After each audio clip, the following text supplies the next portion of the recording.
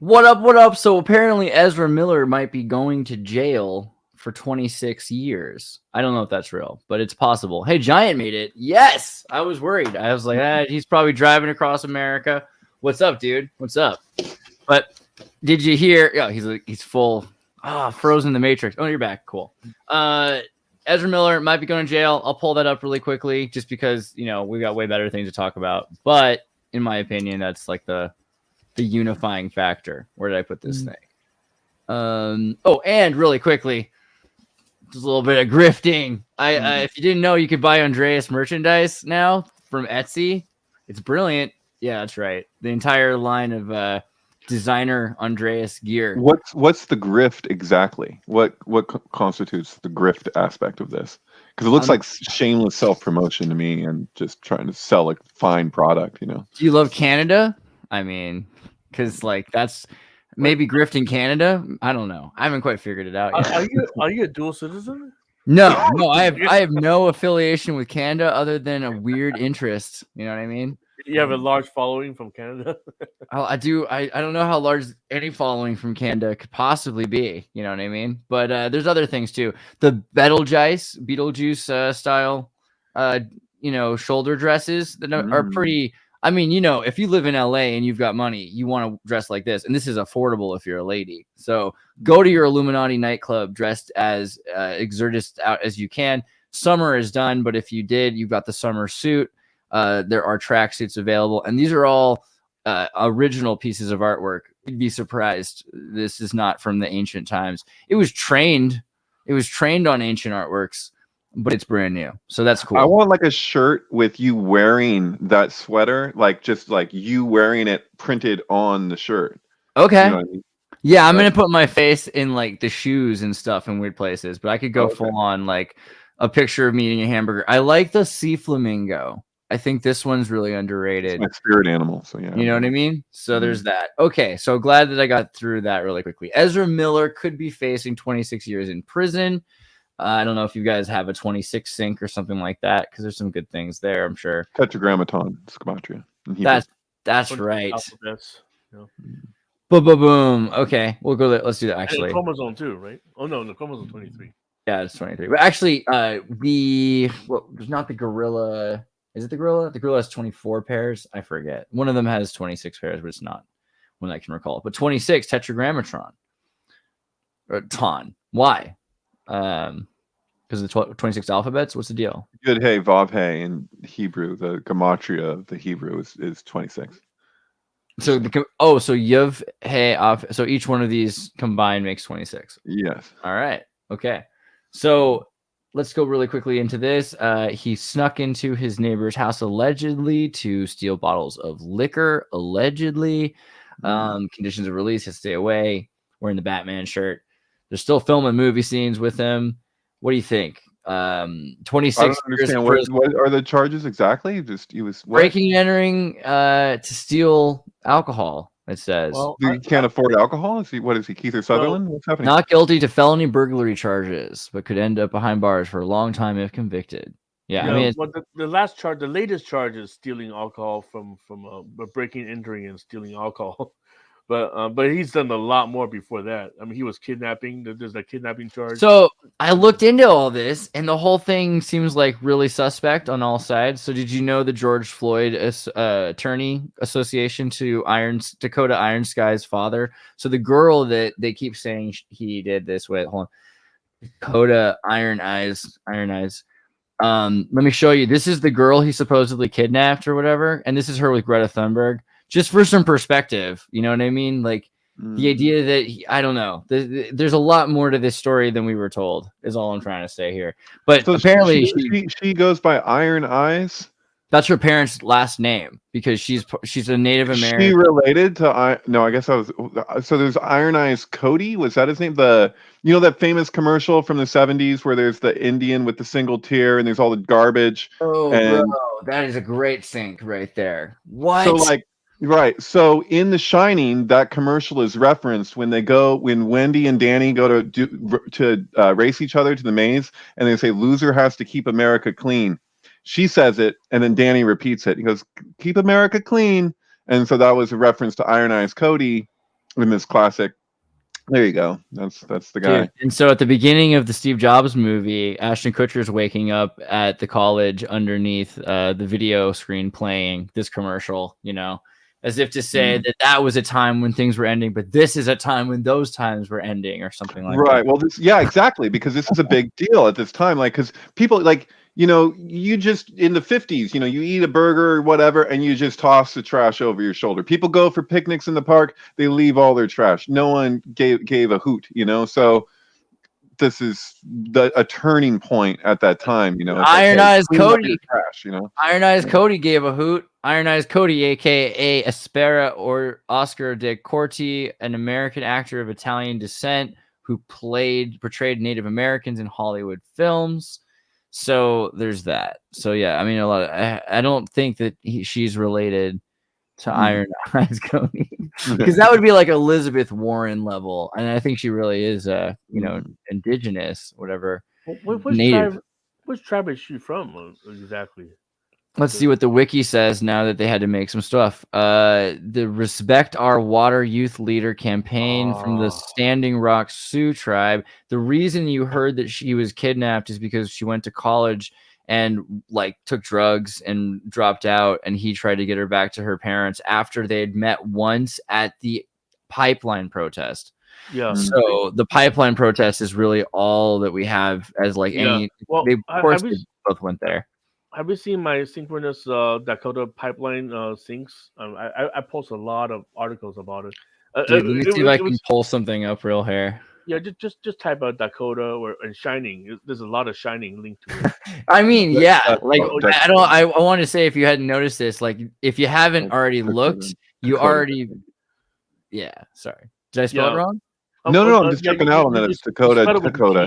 Yeah, you know, it should be Dakota, D instead of T. Dakota, yeah, because you know the Dakota is where John Lennon was killed and Rosemary's Baby was filmed. Yeah, you gotta. Is that where you're going with this, or are you saying that? No. Well, you gotta respell it Dakota. I did. I did spell it Dakota here. No. We're saying it's with a D. Oh, you want me to spell Dakota pipeline? Okay. Yeah. It's pulling it up anyway. Okay. Anyway, so for some of the things, for example, is the Dakota pipeline starts with the town Stanley. You see that? Mm. And also it is in the shape of it's also in the shape of a calumet. You know, the Indian peace pipe. Dude, I'm gonna get Ping Trip on this show because he said the last Wednesday Ultra, he said, you know, Kubrick, you know, it's just a movie or something like that. So I'm gonna get him on this show and just unnerve him by like going through a full, just destroy his Clockwork Orange him on Kubrick really hard. Sorry, keep going. Yeah, well, what does he say about Keck then? See, that's the thing. If somebody wants, it's like there's a whole line of like context here talking about The Shining and Poltergeist and like the way that this kind of meta narrative where art bleeds into real life and real life is into art. Like it's, you know, it's all over the place. But yeah, it's a lot of information. So if one isn't privy to all that, it's like, you know. Well, the way I see it is, I mean, a lot of people agree already that The Shining really, I mean, even the novel itself, is basically the message is America is built on a haunted mansion. You know, the whole country is a Indian burial ground. Yeah. And, they had to send off several Indian attacks while building it, quote unquote.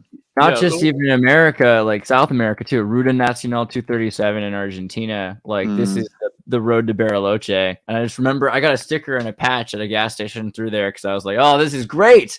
It all syncs up. If you want to go see where the mansion they think Hitler escaped to is, you got to take Ruta 237. You know, it's the only road. Interesting. You know, the road that's used in the intro to The Shining that yellow Volkswagen Beetle is on is called Going to the Sun Road. That's actually the name of the road. It's kind of strange. Wow. What's it called? Going what? Going to the Sun Road, which is interesting because then you got the Vav 666 Babylonian Sun Square attached with the Volkswagen. It's yellow Beetle. The Beetle pushes the sun. The Scarab pushes the sun. It's like, oh yeah. What?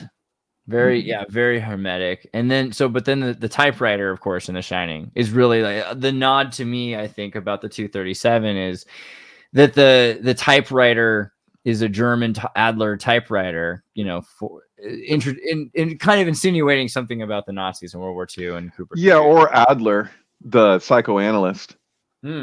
And yeah, a lot of context there. If you want the context there, listen to Martin Luther King's "The Drum Major Instinct" and what he has to say about Adler.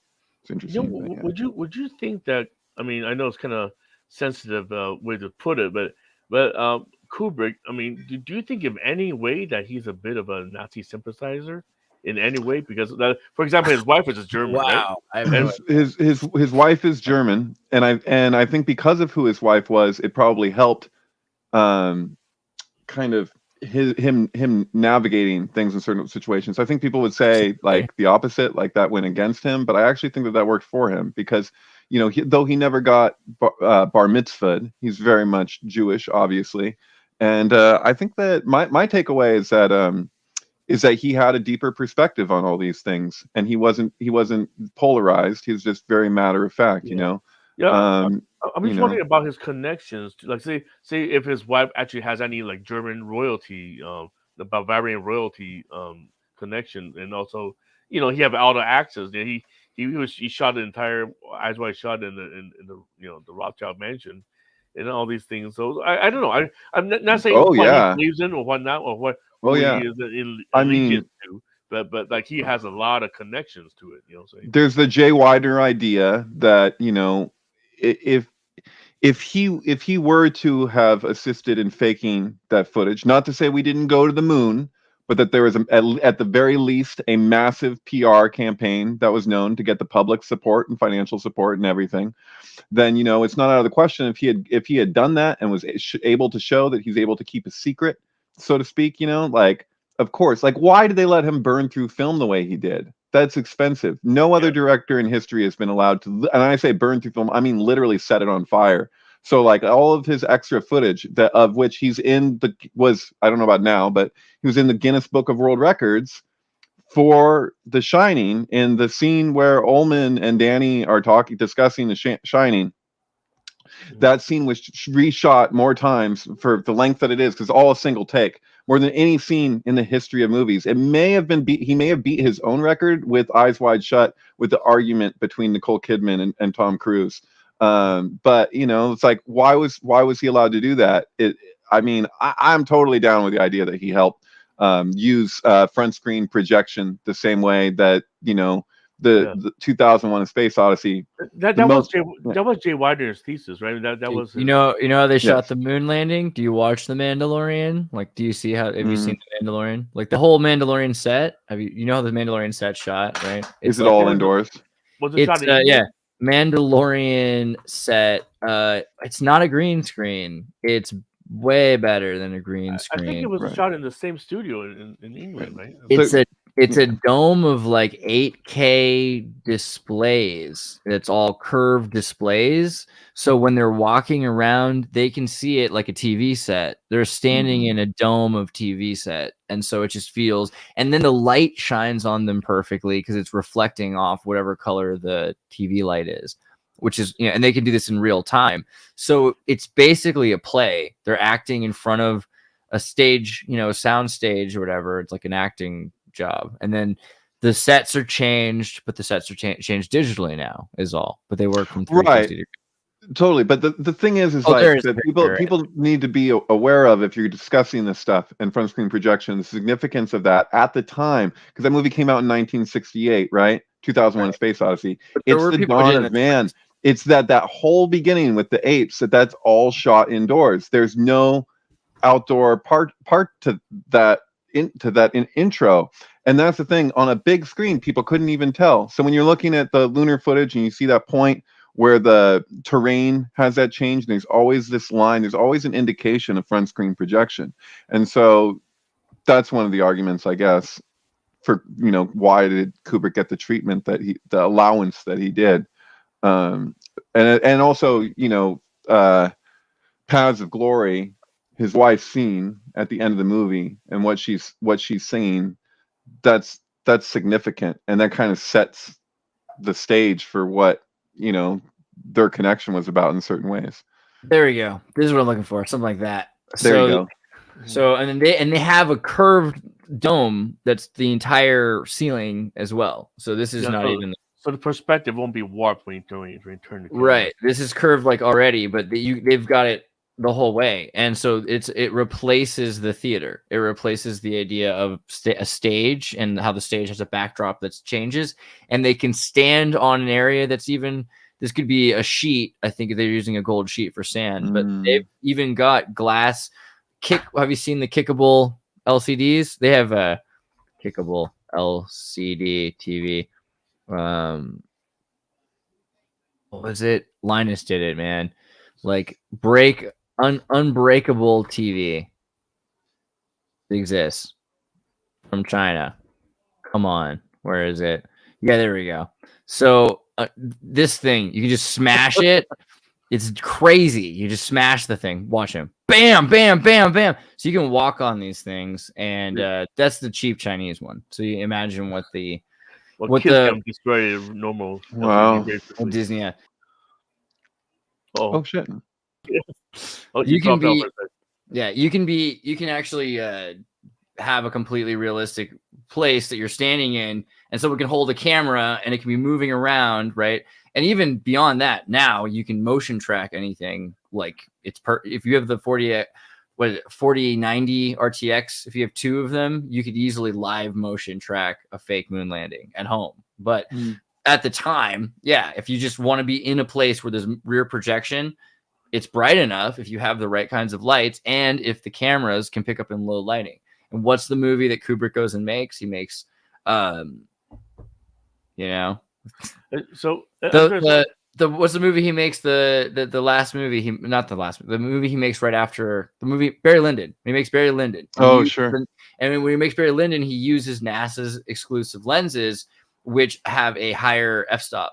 So they're able to see in low lighting. It's the only NASA possible. Yeah, he bought all the compatible cameras he could find so that no one else could do what he did, which is always a weird thing with him. I never quite understood that one. Same thing with he bought every copy of Dream Story that he could get. Like we're talking boxes and boxes and boxes and boxes for days of this book that he bought the rights to. So it's like he didn't want anyone else to touch it. You already bought the rights, guy. You don't want anyone to have access to the book for those publications. Like, it's so weird, man. Disney did that too, though. Like Disney's notorious for that. Yeah, removing from circulation projects that they purchased from the Robin Williams history with Disney is very telling, and also very meta symbolism. Like he's playing a genie in Aladdin while they're shooting Fern Gully. And he feels strongly about the message of Fern Gully, and he this story probably. Yeah, he was dealing with Disney basically not even wanting him to participate in this film that he's already invested in because they own his. And yeah, it's super weird, but that he was playing a genie. You know what I mean? Like he's having to do that in real life too. He's in servitude to the thing, and he's trying to navigate that. It's so bizarre. And people wonder why they tried to get rid of him and replace him. Like, why did they? Why is last time we talked about James almost I forgot his name, Darth Vader. James Earl Jones. He basically signed away his voice. Right. For the Lion King or whatever. No, for Darth Vader. Basically, Disney owns his voice now. The Darth Vader voice, and they can. That's weird. However they want. Yeah. Did I think about this before about the Lion? I mean, I've thought about the Lion King Darth Vader connection, but I don't know if I put it together. Okay, so Disney owns 20th Century Fox, and they own Lucasfilm now. Yeah, Fern Gully became 20th Century Fox. So despite that whole debacle, they ended up owning Fern Gully anyway, which is kind of weird. Actually, I know the couple that made Fern Gully. They used to teach at my school. And it used to be like, this is CNN, another tie to the sink. Yeah. But also, this looks like Wilson. Bill I don't know. So there's that. Oh, you know what? I just to go back to Ezra Miller. He indirectly affected me because I was supposed to work on Batgirl, the movie Batgirl. Wait, he was in Batgirl too? Well, I'm saying it's all part of the DC universe. So you can't blame Ezra Miller. You can't blame Ezra Miller on Batgirl. This guy is getting away with murder. Can you? No, because he is the Flash. You know, he's the one he's Mercury. He's the one who's connecting all the gods. Yeah, right? I think that's So- cool. so- Here's the thing: they've made Ezra Miller into this like He villain, cannot- like he on the cannot live- left too, though. Yeah, the whole DC universe going to collapse without him, and he just. You know, I just That's pretty uploaded this awesome. Photo. I'm pretty sure he's an MK Ultra subject. If you Oh, look at for some of his sure. photo Yeah, shoots, absolutely. And just pull up this one I just sent, drop in the mailbox in Twitter. Hold on, let me see here. There we go. Yeah, this Yeah. one. How Dude, obvious is that? I Any photo post shoot that like that is saying- pictures like that. You're gonna throw me to the wolves because I post pictures like that. Guy, he's got like 10 Spider different eyes. alters running in his brain right now. He has like 20 alters. Just You got every it. time he's saying he has different names. He has different names. I've harped on this already, but I'm gonna do it again just because Eddie's here. It's like the Ezra Miller arrested video because it's brilliant, and I realized why he goes around saying he's transgender, or why they, and that's a legal point. That's the reason, because legally, as a transgender non-binary, I don't want to be searched by a man. I'm a transgender non-binary, and I don't want to be searched by a man. In other words, you can't be searched by a woman or a man. That's sexist, man. That's sexist. Right. So legally speaking, he now can only be searched by a non-binary person, which is going to take a while for them. And eventually he gets away with a $500 bail, which he can deal with later as a no contest. And the whole thing is a bunch of nonsense because they know they arrested him for disorderly conduct that they can't prove. He's everything he says, though. It's like, where's the line? I was assaulted at this bar for NFT crypto art. My full name, full badge number. I want your full name and full badge number. I was assaulted. Tell me your, and then you cannot touch me because it's just brilliant. And then where was it? Here we go. I'm being unlawfully persecuted for a crime of no designation, disorderly conduct being something I am unguilty of. I claim my Fourth Amendment rights to not be searched and seized on no probable cause that you will not be able to offer in a court of law. I claim my Fourth Amendment rights to not be unlawfully. Hey, you just touched my. So it gets better. It gets better. This guy's a mouthful. Yeah, I mean, so here's the thing. Who are you going to be on the side of, man? The pigs or Ezra? I don't know. It seems to me like it depends on the circumstance. Like, obviously, this is like a guy who's been, shown to be a little wild out there. He's not going along with societal norms, but that's what I'm for. I think people shouldn't go along with societal norms. And the thing is, if the left and the right hate him, we've got another Trump. We've got another situation where everyone is like in that movie Inception, just all of a sudden, all the non-playing characters turn their head and they're like, Ezra must die. He is a free agent. I think that's what's going on. That's what it feels like as a free agent myself. I don't know. Well, and I just say that I have a lot of friends, who are like, director of photography, the production designers. A lot of people are out of job because of this asshole.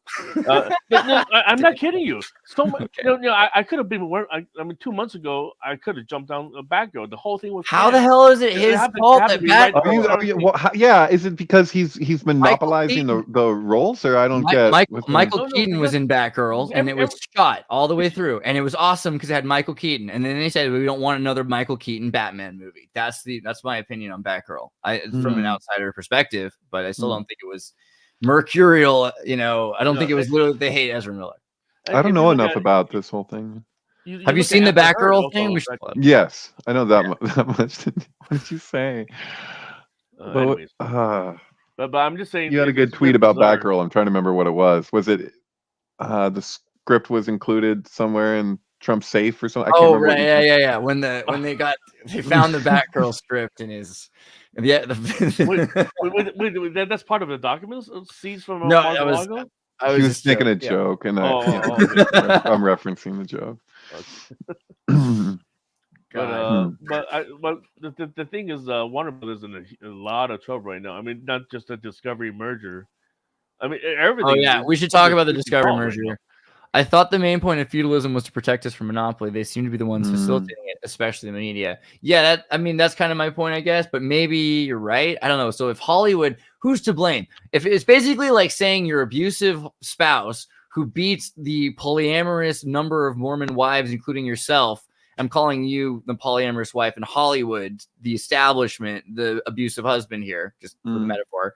And then you're like, Ezra Miller is just another one of the wives besides us. And it's like, hey, why don't you just take it like the rest of us or something? And maybe I'm wrong, because like it seems like then they say to Ezra Miller, hey, you didn't do what you were supposed to do. Look what we can do to you.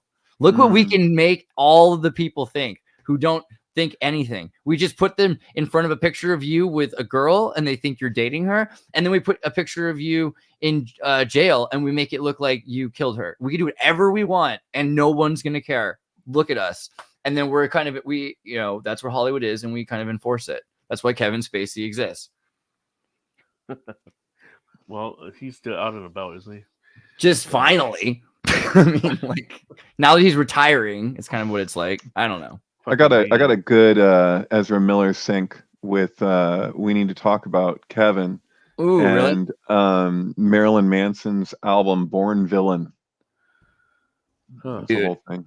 Yeah, I have. I've been meaning to rewatch that movie. I did also just rewatch his movie, The Stanford Prison Experiments, and that's really interesting. That he's the star prisoner in the Stanford Prison Experiments movie. That's right. Yeah, it's somewhere down in the line. I mean, it's probably. Remember, like what year it was, even? Or oh my god! No, I mean you'll. It's somewhere in this mix. I could probably find it and then link it to you. I mean, it's like 200. Yeah. Things there. But, I gotta just be able to type in the search thing. But yeah, in the Stanford Prison Experiments movie, which is based on the true events, and I think we might even be able to delve into this. You guys kind of familiar with the Stanford Prison Experiments? Do you remember what this is? It has nothing to do with the SRI, does it? So this is a huge thing. So what they did was they got a bunch of college kids together and they said, hey, we're going to run an experiment in the college. And then they're like, okay. And then so they signed them up. And then like they're like, why would you want to be in this experiment? Like, I don't know. It's some kind of interesting. Oh, well, it's going to be a prison experiment. Oh, that sounds kind of cool. Okay, well, would you rather be a prisoner or a guard? And almost everyone said prisoner. I don't know if I have the qualifications to be a guard, prisoner, because nobody likes guards. And then the people who said stuff like that, that's who they picked to be the guards. And so they got to the point where the guards were abusing, they were stripping them down, beating them, making them stand, jumping around. And it got to the point where they were definitely violating a bunch of laws. And the prisoners were like, again, these aren't prisoners. These are college kids who are playing a role-playing game. These college kids are screaming for their lives to escape because they're like 18-year-old, fresh from home.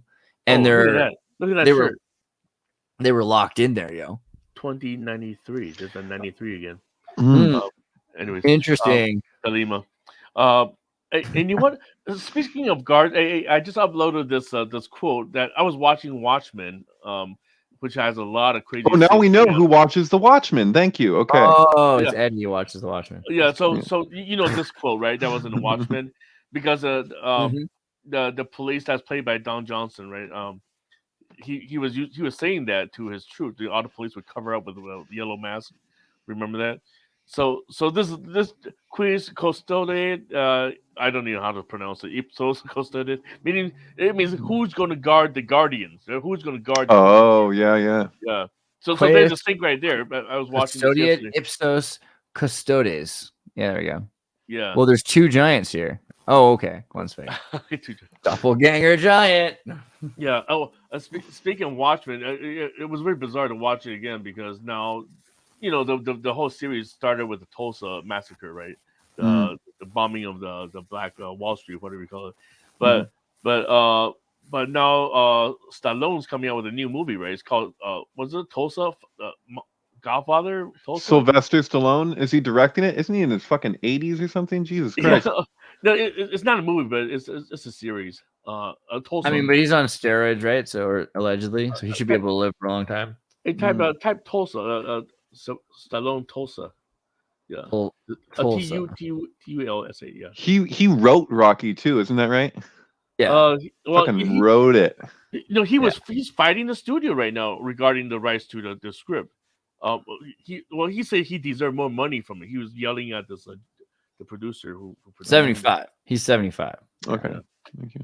It's weird how 70 seems like nothing, and then 80 seems like a lot for whatever reason to me. So this new TV series is about Tulsa also, but about the mafia of Tulsa. It has nothing to do with the civil rights or whatever. Tulsa, Oklahoma? Yeah. Tulsa King. So Wow. so I'm like interesting. It's not about the black and white dynamic, but The it's Sicilian about Sicilian nobility. mafia. Yeah, the nobility. It's interesting, these Sicilian princes. I do like that. It's a fun story.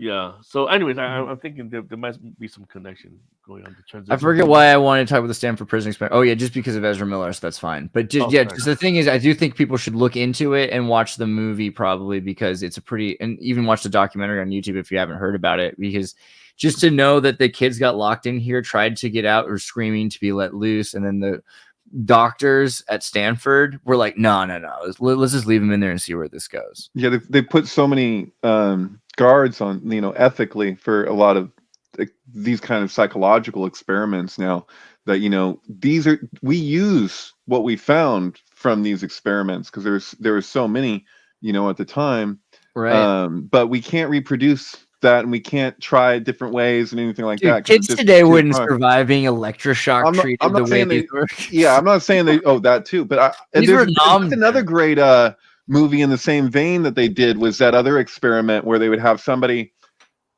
would think that there's somebody in the other room being shocked, and they would fake it. Oh no, this was. This was. And so I forget what that movie is called, but it's in the same department. I experimented with this Stanford prison experiment movie I played it with Cool Hand Luke at the same time, like one screen above the other, and Metallica's Injustice for All.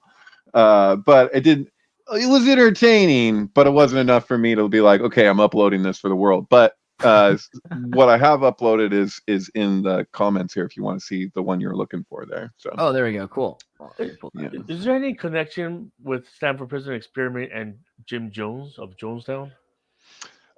You could say at least I they're see some relatable.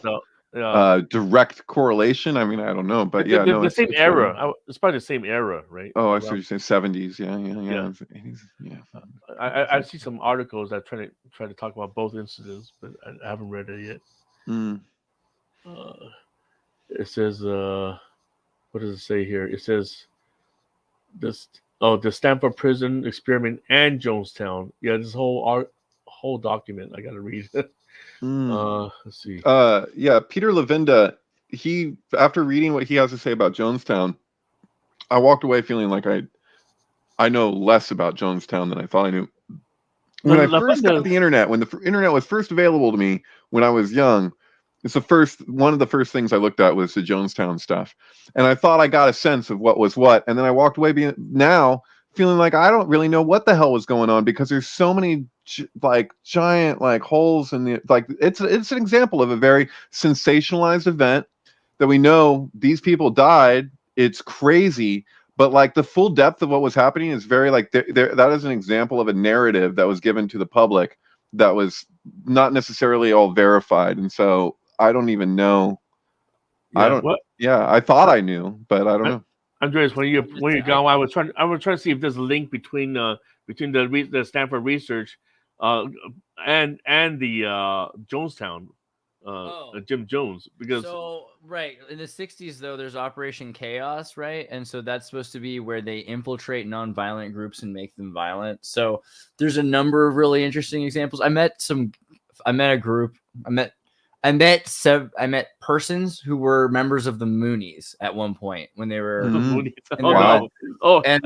We got to talk about the Moonies someday, man. Yeah, those people probably be worth it. These are like Koreans from hell, man. I still don't get half of the story. So I met two kinds of Moonies in my life, which is more than most, I guess. But there's I met these white Moonies who were both raised Mooney. Had one of the kids family had gone to Korea, and so he walked around with his arm behind his back straight, reading every morning. It was a thing he did every morning all the time. And he lives in the desert in the Midwest somewhere now with his wife, who was also a Moonie, and her family had been when you go and join the Moonies and they melt down your jewelry or whatever, and your parents find out, and your parents send some people from baseball leagues to come kidnap you and bring you home. Her parents' job was to get a van and go back and kidnap you back out into the Moonies once you'd been rescued allegedly or whatever. So, I Oh. mean, yeah, like the idea of deconditioning, reconditioning, and all the kind of the program involved there. The Moonies are probably the one that's the most interesting to me because of its association also with Washington They're very Post. tight with the Bush family. They're very, It's very a tight Bush with family, yeah. Neil Bush is always talking to them, right? Bush gave Moon a award of the Prince of Peace or something. Yeah, they give him the crown. He had What a was crown that? gifted by Neil Bush. Prince of Peace, Bush. I wonder if I can find that article. That's like 20 years ago. I've never But- heard of this. This is bizarre. So when you think of the Moonies, you I don't. mean, I've heard of the Moonies. I just didn't know that Bush awarded. What is Right. what? Tell me. Let me pull it up. Neil. Yeah, if you can find it, let me find. That's his name, right? Neil Bush, right? The older, younger brother. The Moonies in January 6th. Don't tell me there's a connection there. Oh man, I'll have to look at that in a second too. But the Moonies, George Bush. I like to do the bulk of my research live when I know, but it was. and there was also a connection to because the Mooney actually helped the Bush family secure the aquifer rights in Paraguay. Remember that was the main thing I remember. That's how I met That's them. a huge story. When I was in Paraguay. It's like the world's second largest aquifer, and he helped them secure it. It's just crazy. And actually, wasn't Bush one of his daughters, Barbara Bush, and what's the other one? Barbara Bush in his daughter's name. Too. Yeah, Bush is so Nestle, the Bush family, and the Moonies all own they're neighbors, but it's like millions of miles or like thousands of miles. It's a big chunk of the whole country with all of the natural resources. It's a Nazi compound. Well, no, that's more east. There, where the signs are still in German in Paraguay. What's the Bush family's original name? Is that Windsor? What is that? Is that Windsor? What is that? No, it's Bush. Bush. No. They changed their name to Bush because they got a bad rap, man. The German spelling of Bush has a C in it, wasn't it? No. Their family line. It doesn't. They weren't named Bush until relatively recently. They're not Gotha Saxon. No, they're King Plantagenet. But I don't remember. I don't think it wasn't like the CH or whatever. Well, even Trump is a German name. You know that, right? Yeah, with a P. They're all Germans. They're all Nazis. No, but the Bush family is they're related to the British royal family. Yeah. But there's. I have to look this up again. I thought you guys would know this. Come on, this is like basic conspiracy shit. I know. I mean, there's a Wilhelm. The House of Windsor used to be the House of Wilhelm, but that's a member of the Saxon-Coburg von Gotha family, and so I think the Bush I don't think I'm trying to think Windsor. I said that. How many generations ago? You're talking about several back. Yeah. No, it used to be Crowley. Baron Friar von Busch of Coburg von Gotha, 1861 and 1903. Remember Pierce? What's the good Bush grandma? Pierce? I mean, I don't know. Bush, Pierce. Well, you know, Barbara Bush, the one that slept with was the secretary of Aleister Crowley. Yeah, allegedly. Yeah, allegedly. Why is this the Barbara Bush that comes up? That's interesting. I'm just trying to make you forget. There you go. Okay, and then her Pierce. Yeah, Pierce. So, that's Manhattan Rye family. Martin. Oh, Pauline Pierce. Yeah. So this is not what you're thinking about, right, David? No. There's something else here, and I'm sure Wikipedia is gonna, not gonna tell you the real story here, but you gotta go to David Icke for that. Shit. There were Moonies at the January 6th insurrection. Why? I mean, what? I feel like I gotta meditate on that for a second. Everybody who was anybody who was there. Come on. I was decidedly not. I tried my best to avoid being on a non-frequent flyer list when I'm so frequently flyer. A pro-gun, pro-Trump sect composed of U.S. and non-government zealots, blah, blah, blah, blah, blah, blah. Moonies. Where? Moonies. Known as Moonies. Well, you know the Moonies are mass marriages, right? Like they have like 5,000 couples married together under one setting. So, yeah. Pastor Moon has the message. Well, what's the thing that the Moonies own? Moonies Wiki. If we go to, they own like a bunch of magazines.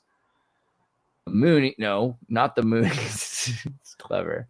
Okay, oh, the Moonies, and then created by just kind of a sideline story. Well, the origin of the term Manchurian Candidate, right? or well, It, it, Manchuria, but why? it came from the Korean War, right? During the time, that's when the the POWs of Americans were imprisoned by the Chinese because the Chinese were the ones who was arming the Korean communists.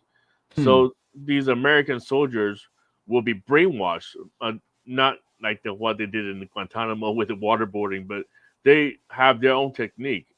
Well, Chinese water torture is from China, but they're basically yeah. So I'm the Mooney. I think is this kind of a I don't know. I'm just guessing, but it could be uh, somewhat of a CIA derivative from what the Chinese have passed down to the Koreans. Yeah, this is it. It's Pierce, and he's related to Franklin Pierce, but also to British royalty, which itself changed their name. That was my confusion. It's the Saxe-Coburg Gotha, or Yeah, however you say that. Gotha, yeah. Yeah, So, okay. That's where I'm going. Yeah.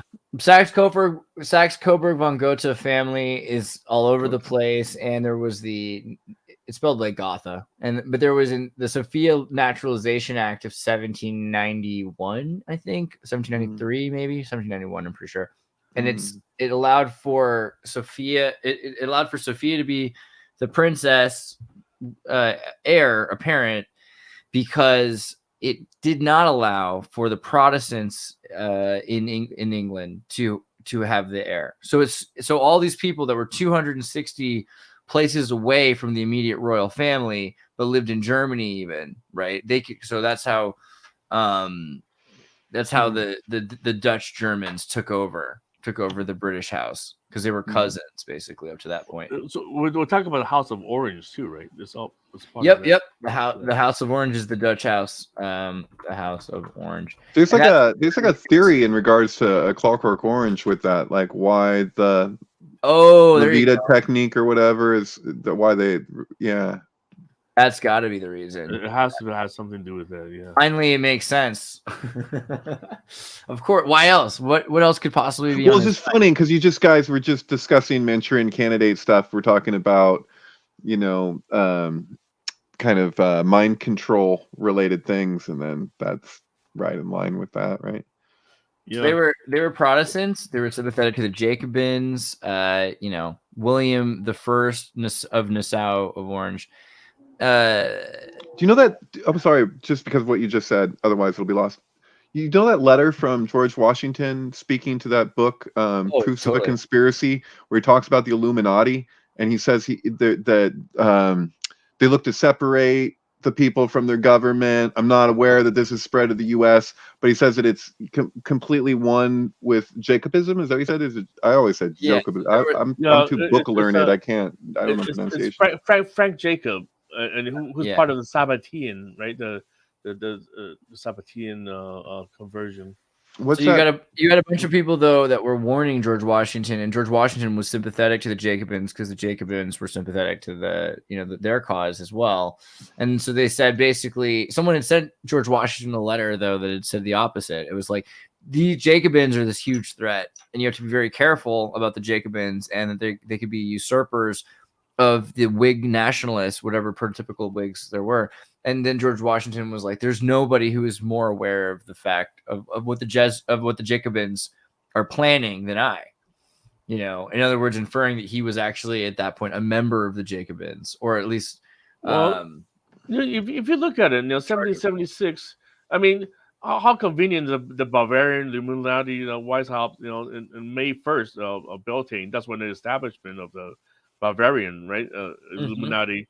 It's just 2 months before the establishment of the independence of the United States. I mean, Washington has been he's been playing along all this. That's an essential book to anybody who kind of likens himself a conspiracy theorist. Is Proofs of a Conspiracy. Of course, that's the short title. They like the title of that book is like a paragraph. But who was that? Do you guys know that? I have it on my shelf in the other room, but I have to find it. You know what I'm talking about? So yeah, here's the actual letter. I think the one I'm probably referring to. But yeah, I've heard much of the nefarious and dangerous plan, the doctrines of the Illuminati. This is George Washington. Yeah. But never saw the book until we were pleased to send it. You were pleased to send it to me. The same causes which have prevented my acknowledging the receipt of your letter have prevented my reading the book, namely the multiplicity of matters which press upon me before, and the debilitated state in which I was left after. Severe fever had been removed, and where's the thing? Maybe this isn't the one. I'm looking for the one where he says that their aim is one with Jacobism. Maybe it's another letter. But yeah, just you've seen anything where George Washington is speaking I to think the Illuminati is interesting. But there's another letter here. I thought Thomas Jefferson wrote something very precisely about the Jacobinism. Yeah, the actual title of the book is Proofs of a Conspiracy Against All the Religions and Governments of Europe, carried on in the secret meetings of Freemasons, Illuminati, and reading societies. It's by John Robison or something like that. But yeah, must read, man. Tell you what. So this is in the Library of Congress. This is absolutely a real document. Oh yeah, that's the thing. These are all there's verifiable letters of George Washington speaking to the Illuminati in response to this book. So what's the date? 1798. Yeah, that's like when the book was published, I believe. And he already finished his terms already, right? Yeah, I mean, he's I don't know. Yeah, because 1790 he would have been president 1791 for 8 years, right? Is that correct? I thought that. Yeah, I don't know. That's so weird. That I don't even know how many. I don't know, man. If I had to take a test for citizenship, I might not pass. 1789. So the reason is because 1776 to 1791 they didn't have an entire constitution, but for whatever reason, from 1789 they have a Articles of Confederacy was the original country, and we're living in a separate country, a federal country that assumed the debts of the Confederacy. But George Washington couldn't have been president under the Articles of Confederation, so they designed under the Continental Congress in 1789 a new constitution. So I was thinking from 1791, but I guess it was from 1789 because he became the president of the Continental Congress.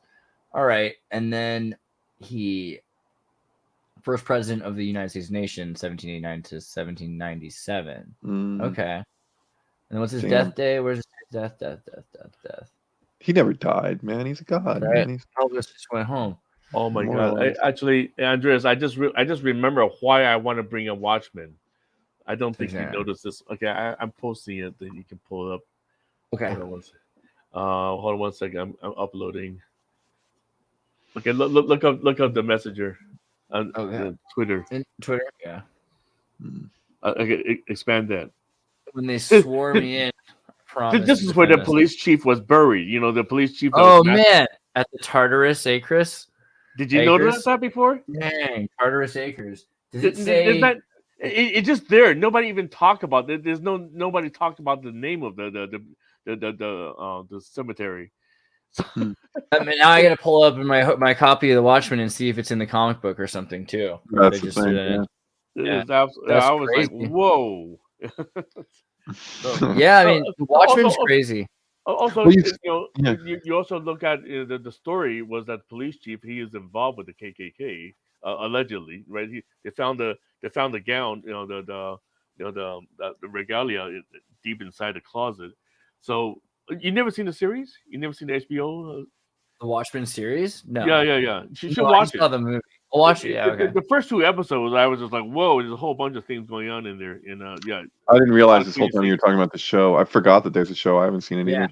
I've only seen the movie and read the comic. There's a ton of 9/11 sync as well. Here, I'm sorry, I don't want to change the subject, but I just feel like that's from the show, not the movie. That's from the show, not the movie. Yeah. Frame. Okay. Hold on, I'm uploading this one. Oh, also this one. Okay, check out the next photo that I uploaded. Okay, so this guy, he was being pulled over by a black cop, and he killed a cop. Look at it, September 8th. That's the day Queen Elizabeth died.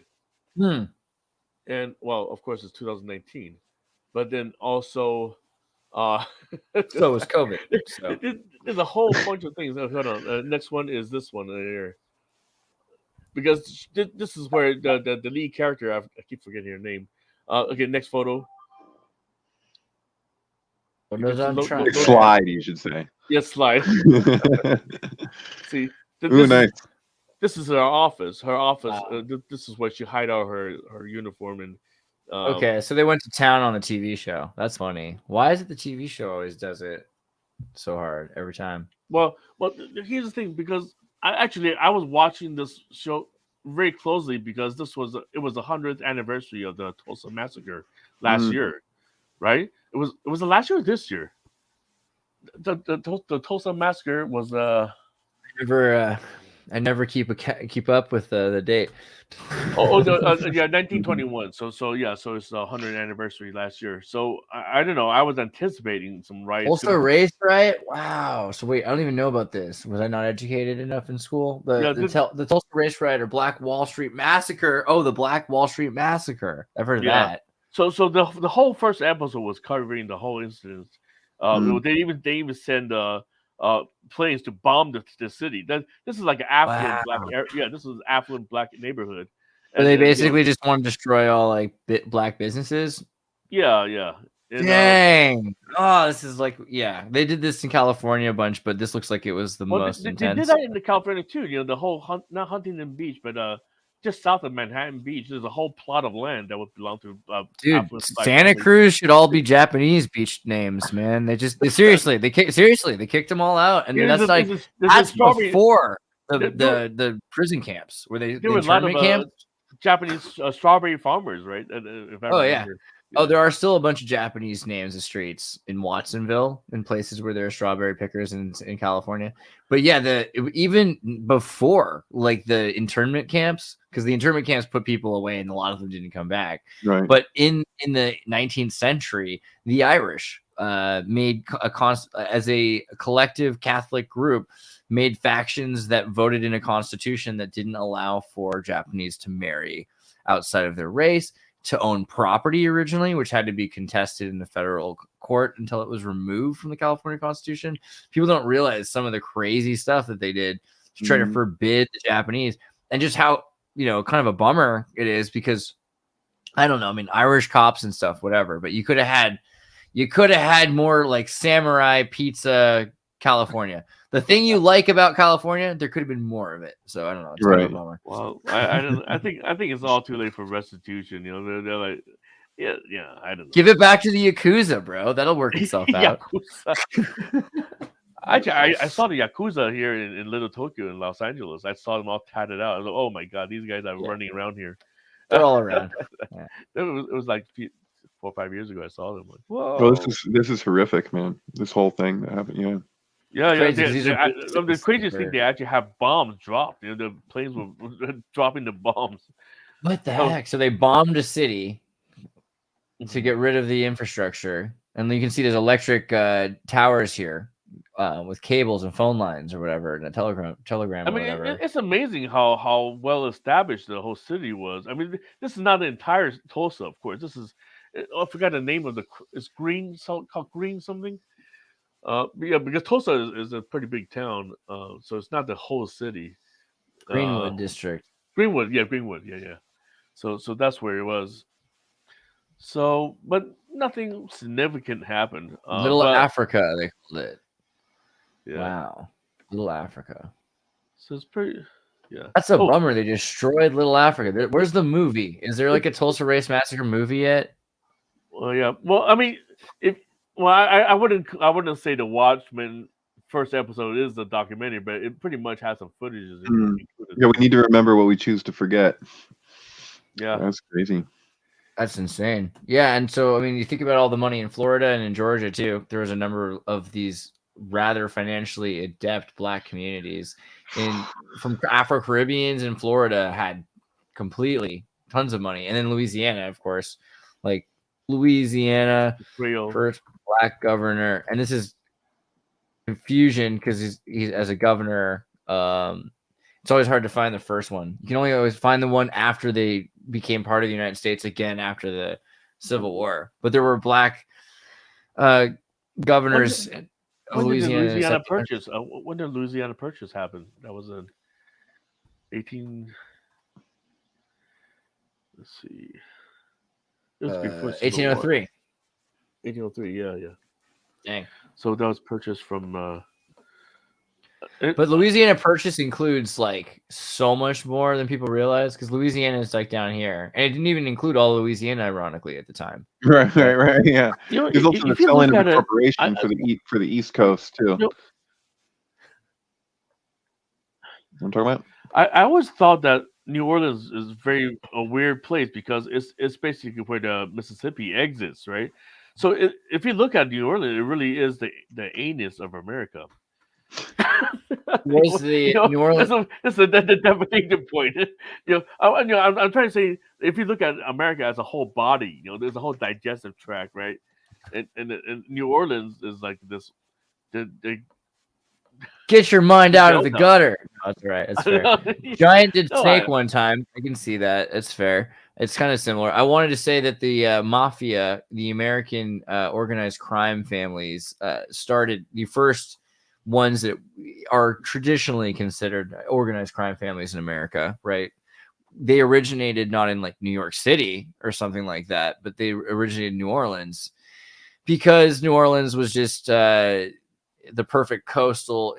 There's a number of reasons. The bay actually pulls boats in, and you're able to go along island hopping from Haiti or from the Dominican Republic and from Cuba. So the ability to get to Louisiana is pretty safe.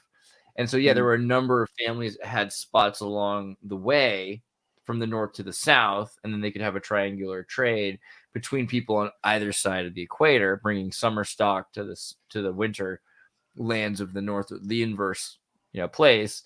And so that a lot of the mob started out in Louisiana. And so a lot of the laws involving, you can't gamble unless it's on a boat, right? So then you've got riverboat gambling. All that stuff comes up from the Napoleonic law in through Louisiana, and people don't realize it, but it extends into it should have been like the Napoleonic Purchase, and it extends the Napoleonic territories all the way into Canada, which the Canadian British actually fought to keep from us, which is interesting. And Minnesota is in the heart of the tracker territory that the French were using. And so there's a huge Franco-Napoleonic culture kind of undertone in this part of the Midwest.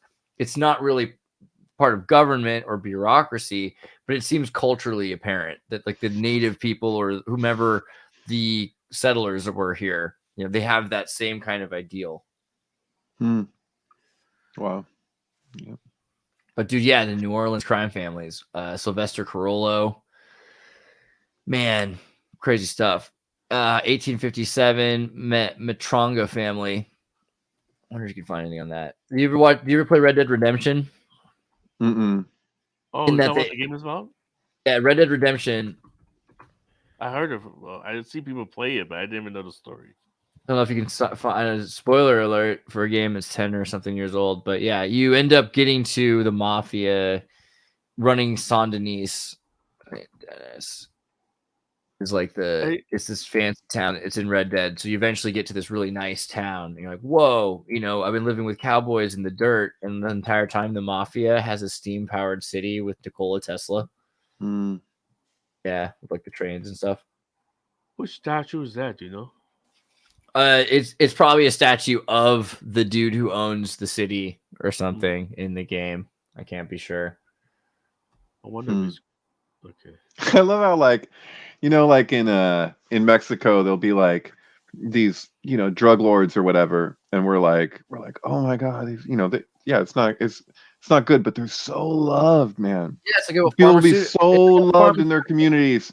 They're like the biggest, and that is just it's so strange the way we treat it and then the way that they treat it. And we're like, and they don't understand how terrible. And it's like, well, it's all relative, man. It's like, I don't know. They have statues of pharmacists, and if you think about some of the opium smuggling of Sir Francis Drake and some of the people associated. There's a number of pretty important people. And the thing is always funny when they tear down a statue, it's never about the fact that they got like all these people on drugs. I've never seen someone tear down a statue because of like the opium wars in Hong Kong or something like that. Right. But well, dude, I don't really want to start that trend either. I kind of want to say something about that. Related note. Like, can I give like a 2-minute rant right now? Like, I don't know, man. Like, we got, what is like the number one cause of death between the ages of 15 to 30 in the United States, and what it's been. So like fentanyl, like, and it's not the oil fentanyl or what, that's its own problem, whatever, you know, yeah, but like the deadly shit that's like, you know, this distinct, like that, what is happening? Because it sure looks to me, and I'm sorry, like, I'm surprised I don't hear more people saying this, but it sure looks to me we're trying to get rid of homeless people, and not just homeless people, but people who are drawn to that.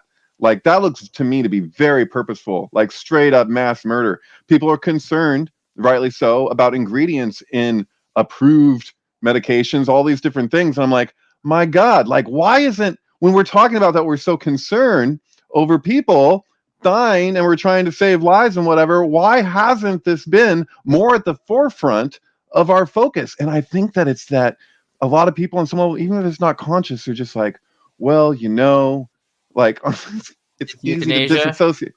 What's that? It's like euthanasia. That's interesting, because in Canada they're more openly talking. In Europe they're more openly talking about euthanasia and euthanizing teenagers. Have you seen the articles, like teenagers who don't want to live anymore can euthanize in Canada now? Yeah, it's legal in Switzerland now, and people are flying in troves. You know, like, yeah, kill me, jab me right here. Right. I mean, this isn't SNL in the 70s. You know what I mean? Like, it's not.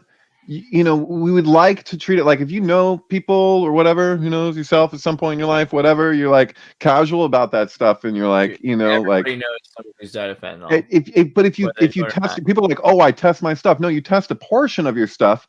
You can have a little fragment. It's like if you eat meat, you know, you to get takeout, and your friend gets sick with food poisoning, and you're like, huh, it must not be food poisoning because I'm not sick. No, you just need a freaking speck of something that's not supposed to be in there. It doesn't matter. Like, it's like that. Like, so I'm just saying, man, like, it's strange to me. It just feels like this giant elephant in the room of like, we're concerned about people dying, right? But it doesn't matter because these people made the wrong choice for wanting to like dance all night and taking a bump of something or whatever. I mean, you don't. It does seem like the strict. So the mob is kind of strict, right? And so they talk about how the mafia got really upset at the American mob because they were selling drugs, and the way they look at it is selling drugs is like, it's like molesting your own children. You know, you don't do that because in your own communities it's going to mess it up.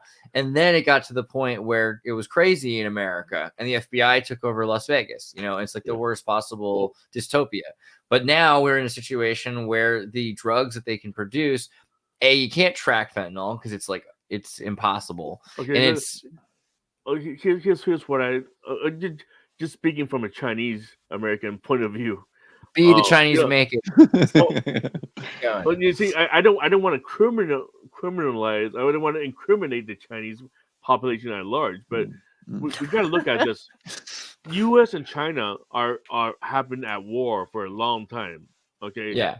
And people think that we're buying China, all made in Chinese goods. It's all good. No, well, that's a trade war right there, the deficit war. But then here comes. You know, I saw it firsthand. I was in Mexico. Then I saw the Chinese was caught, you know, in Mexico giving all the ingredients to the Mexican cartels. You know, and that's methamphetamine.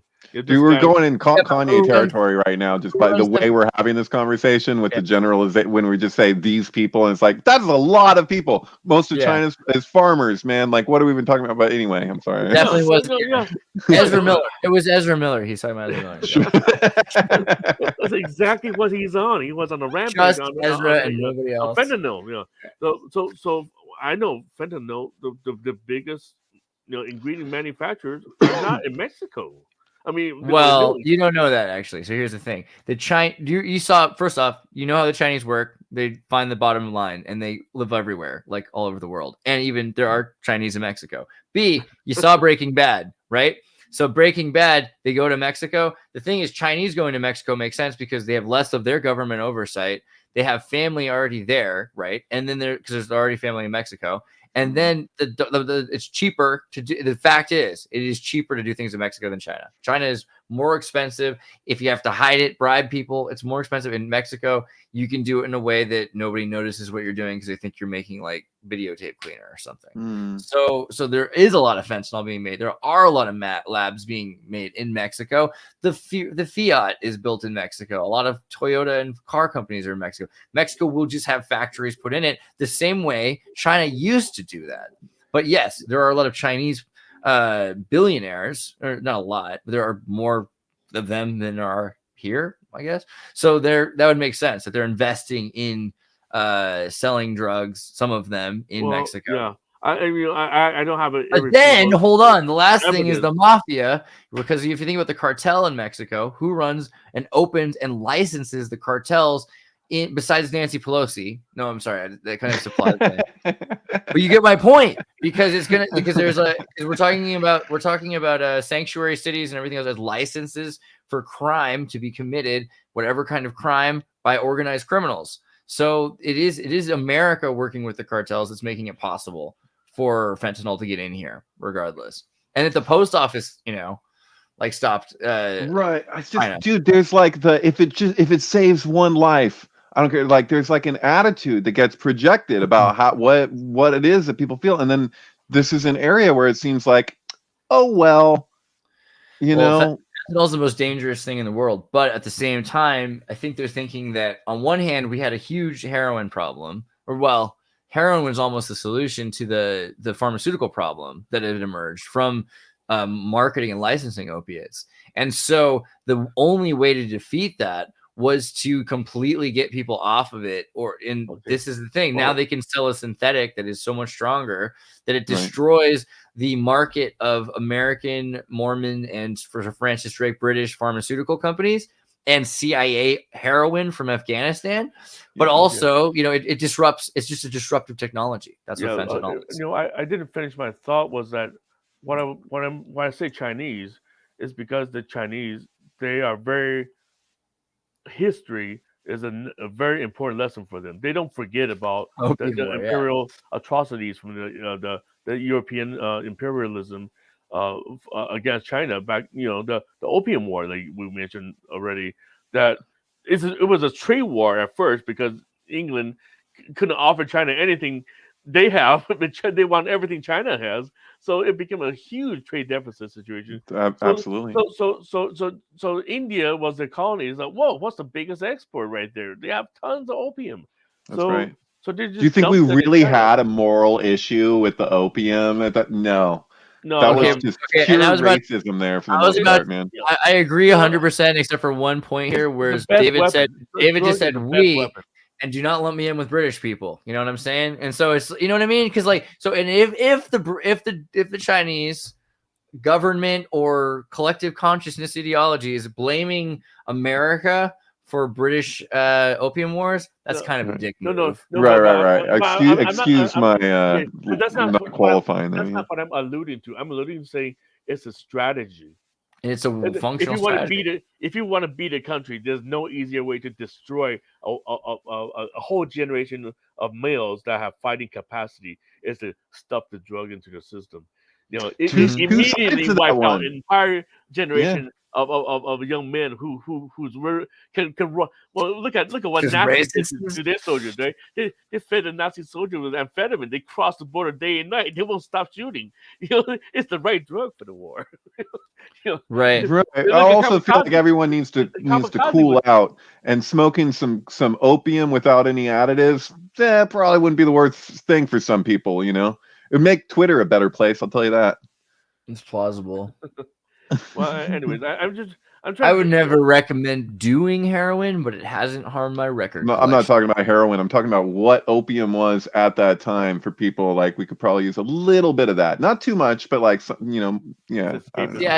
think that's the thing, is we're moving to a point where the natural opiums and everything, like, they're not available, and the synthetics, they don't have the natural quality anyway. But still, opium itself is physically addictive. If you do it for a weekend, it's a bad idea. You're gonna sweat a lot. You're gonna have the flu, basically. Yeah. So as you should never probably take it unless a doctor recommends it for specific purposes. But I feel like there are, this is why the CIA invented PCP, right? So CIA, PCP. Ask your doctor if opium is right for you. How does I'll tell you, Side yes. effects may include, laziness. Chances are some pharmaceutical company told that doctor that it's yes. How does it derive from a embalming fluid, from formaldehyde into the PCP that turned into Superman? That's not exactly. That's the way you heard. Superman. That's the way you heard that story. Man, the CIA is good at their job. You hear that? It's from formaldehyde into. Okay, so the deal is that they got LaRoche Chemical Company, and LaRoche was involved with the New Jersey LaRoche plant. I think was also the one licensed to do the Coca-Cola cocaine extraction. So if you look it up, Coca-Cola still extracts its coca and coca, and that is used medicinally in Schedule II medications, and that's only created in the United States, at least, by this one pharmaceutical lab that is in New Jersey that works with Coca-Cola, and that is also the company that worked to create for the CIA a non-addictive substitute for codeine being an opiate, which is how aerocyclohexamines were invented. And there's a bunch of branches of them. And formaldehyde is a potential toxic, kind of the same way that which plant is it derived from? Well, we know everything comes from plants, right? We know cocaine from a plant. We know amphetamine came from ephedra plant. We know opium plant. What does embalming fluid come from? It doesn't come from embalming fluid, though. Phencyclohexyl piperidines come from I forget.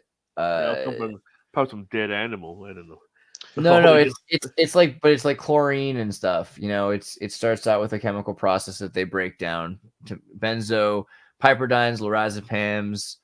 Yeah, I don't think maybe Wikipedia is like, you don't need to ask that question on here, but it's a pretty trivial regression to create it using available chemicals, and it's a completely different thing, a different structure than an amphetamine or an upper or a downer, like an opiate or something like that. You guys familiar with Charles Shaw's The Not So Secret History of the Drug War?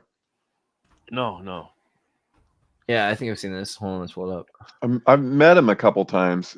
His presentation is kind of, you can't really dispute it. It's so empirical. Like everything is so well cited, and he just gives you like a walkthrough of like the things that have happened over time, like leading up into the crack epidemic and all this stuff. But yeah, no, he's pretty good resource when it comes to some of the shady goings on that are now very well documented.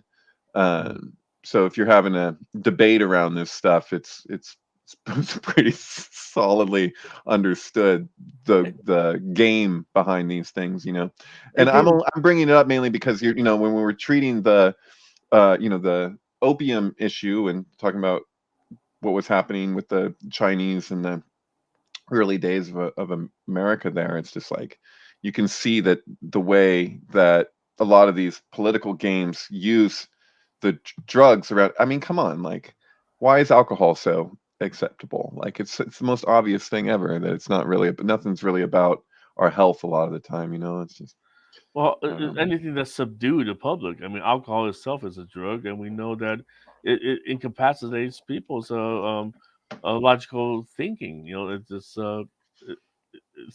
It's silliness for the most part. I mean, it's good fun but at the same time, it kills a lot of brain cells. It's a perfect thing for consumption. And I think his YouTube handle is Snoopy and the Bandit, if I recall correctly. So if people are interested, You know what, David? Do you remember this website? It's called Deoxy. Do you remember that website? It disappeared for several years. At DEOXY, Deoxy.org. They talk about drug culture, but at the same time, they also talk about some really crazy psychedelic correlations. They might have a backup server somewhere, but it was taken down.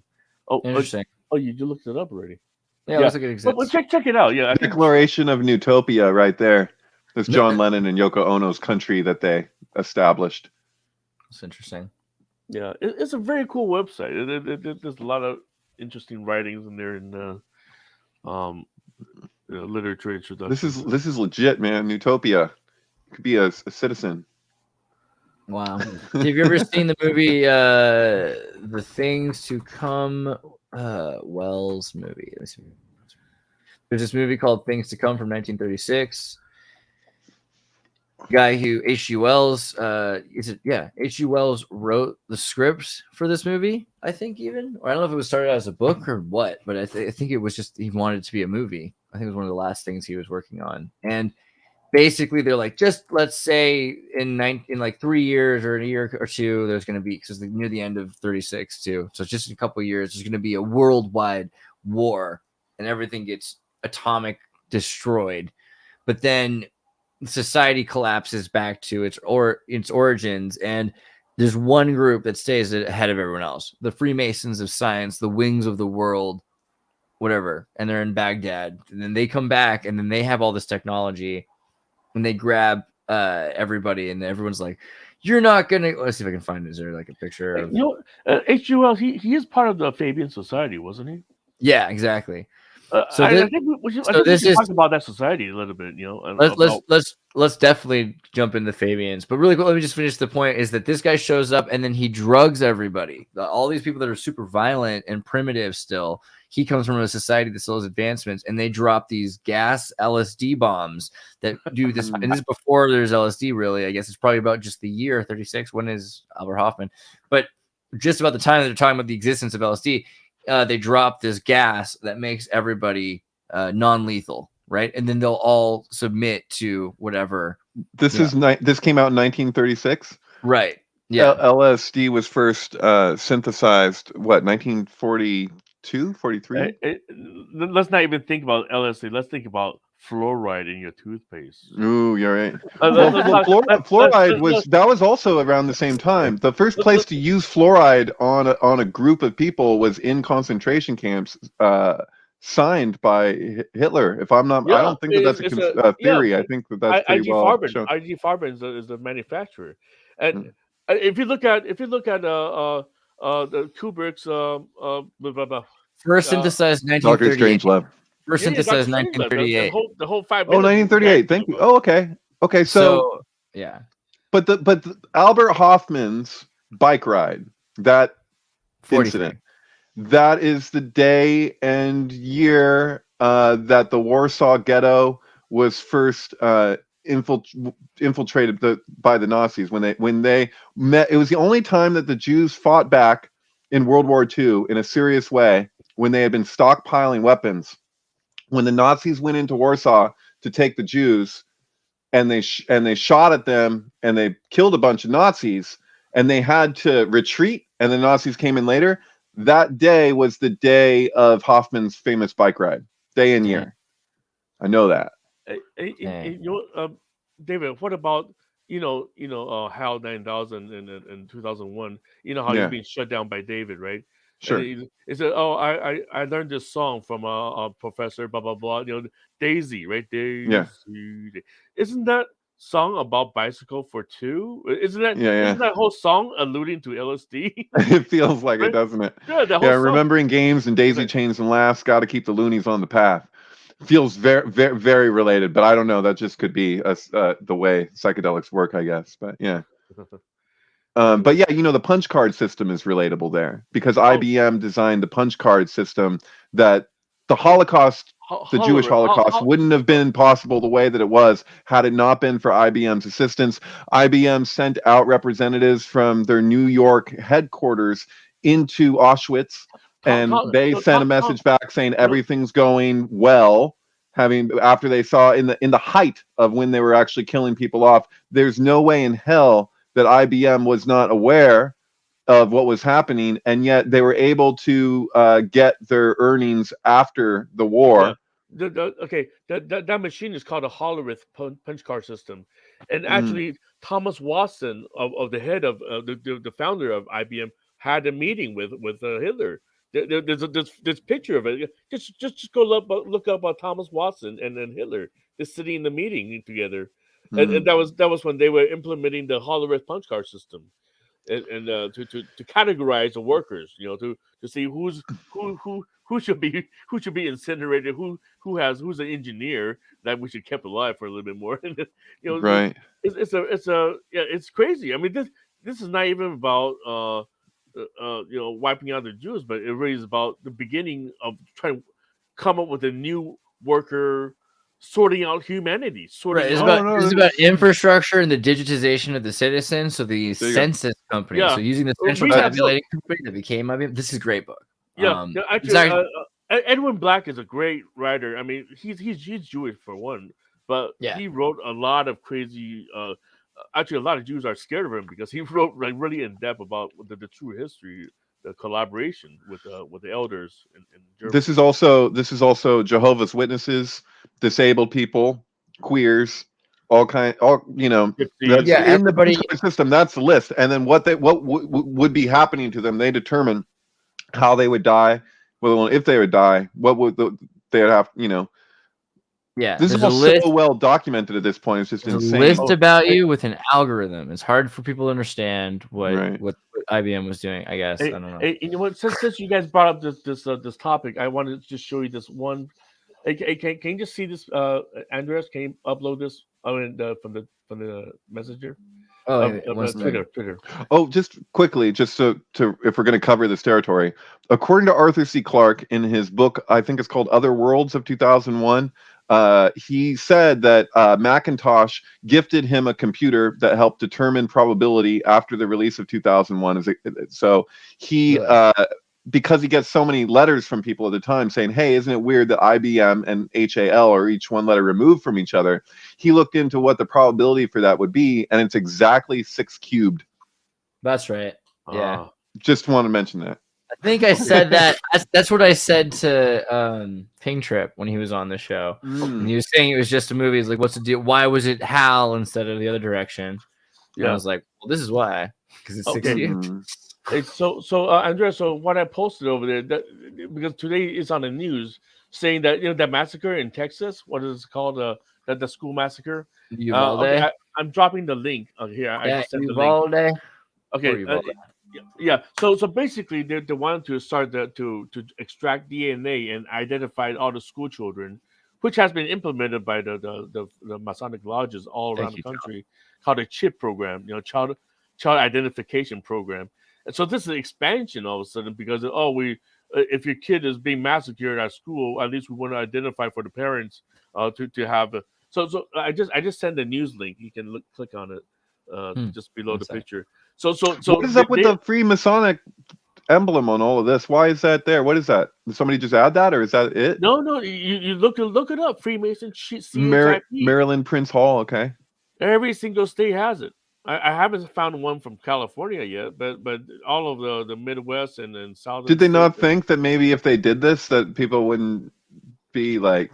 I guess plain sight, right? It happens all the time. People are just worried about sexual predators and mass shooters. That's all they worry about. They don't worry about the implementation of national identification of the DMV real ID, which is gonna, I just renew my registration, and I'm like, I'm being force fed that you do want a real ID. I'm like, I don't want that shit. Why do they want to teach kids? What is this? They want the kids to collect whose DNA and fingerprints? They want the school to start automatically extract DNA and biometrics, fingerprints, data, collect them before they're shot dead by some crazy lunatic.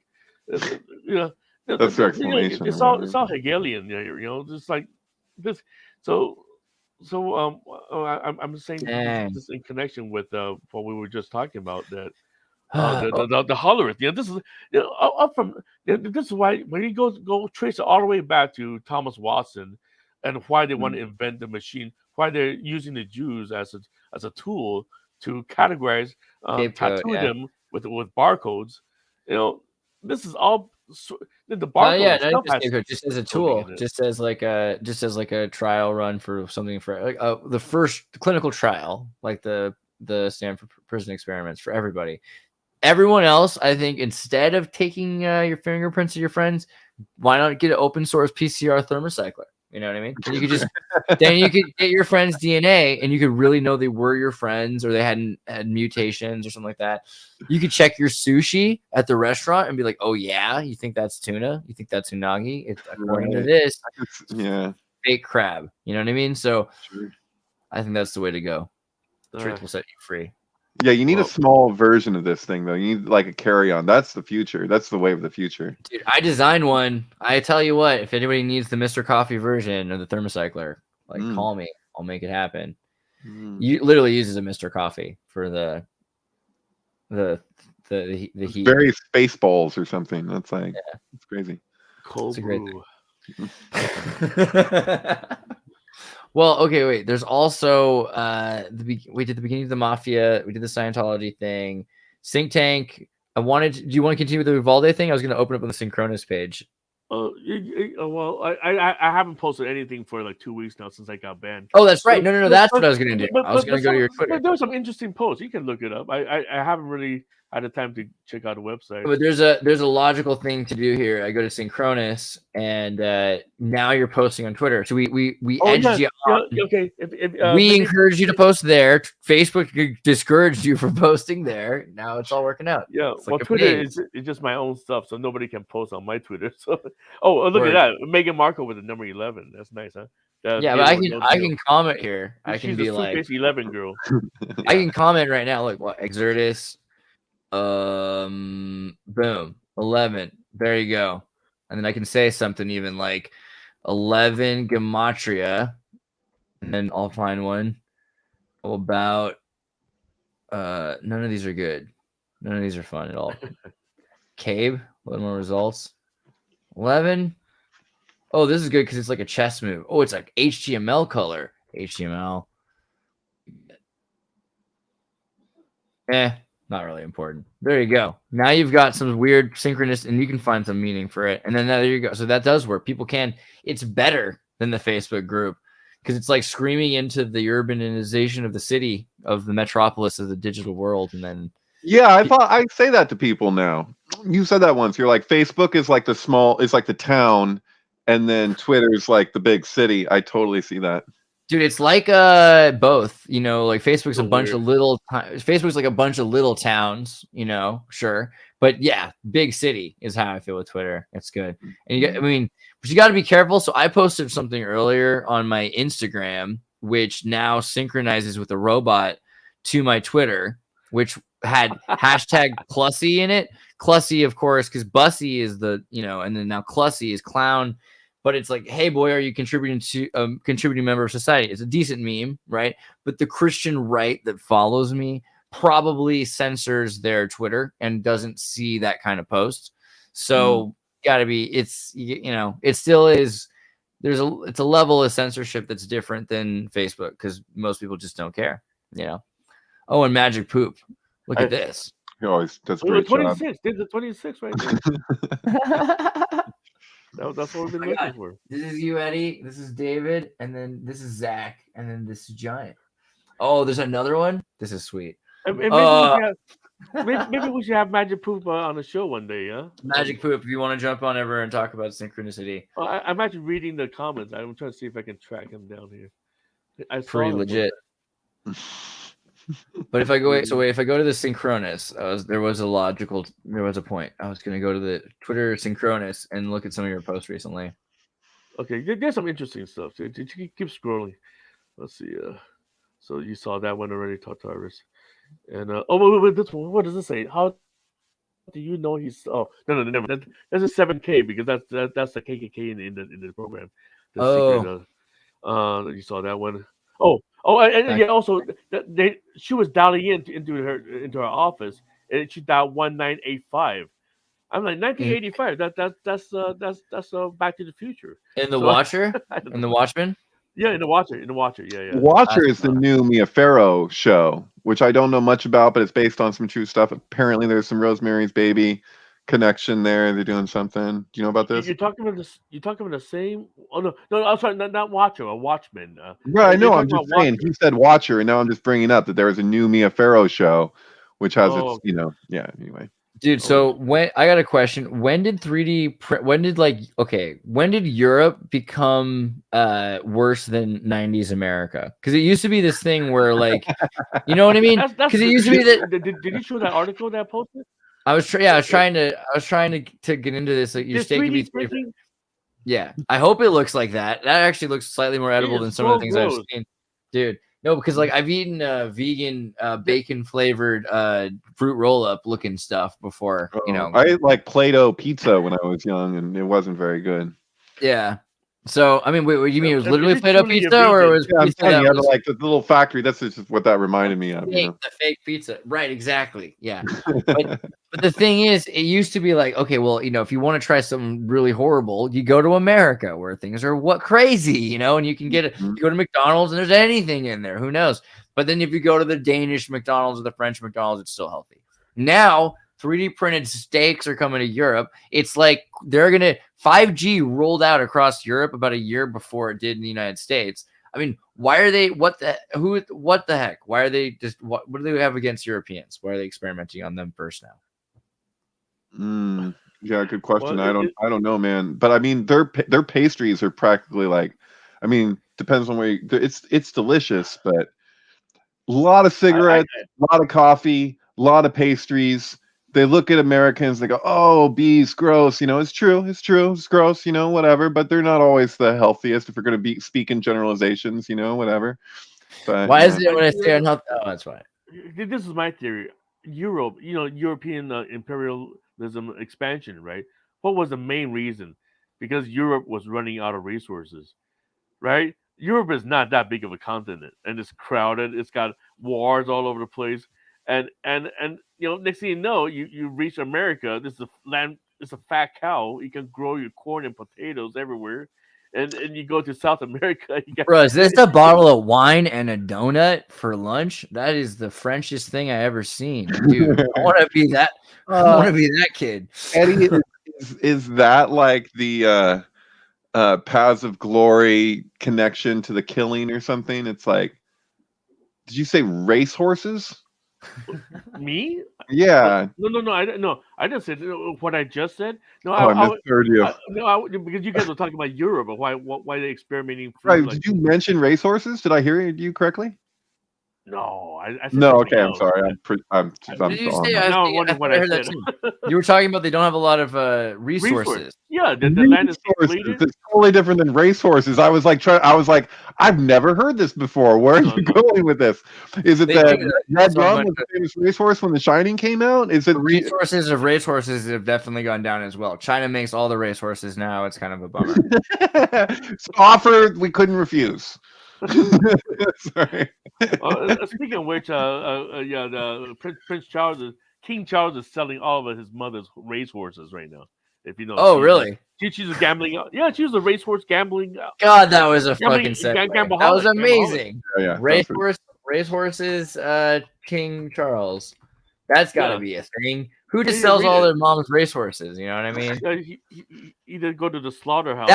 That is the horror movie from Britain I've ever seen one, right? Like it is when the son of the dead mother, that's the beginning of Hellraiser, basically, when they move back into the house. I mean, so what does the racehorses represent?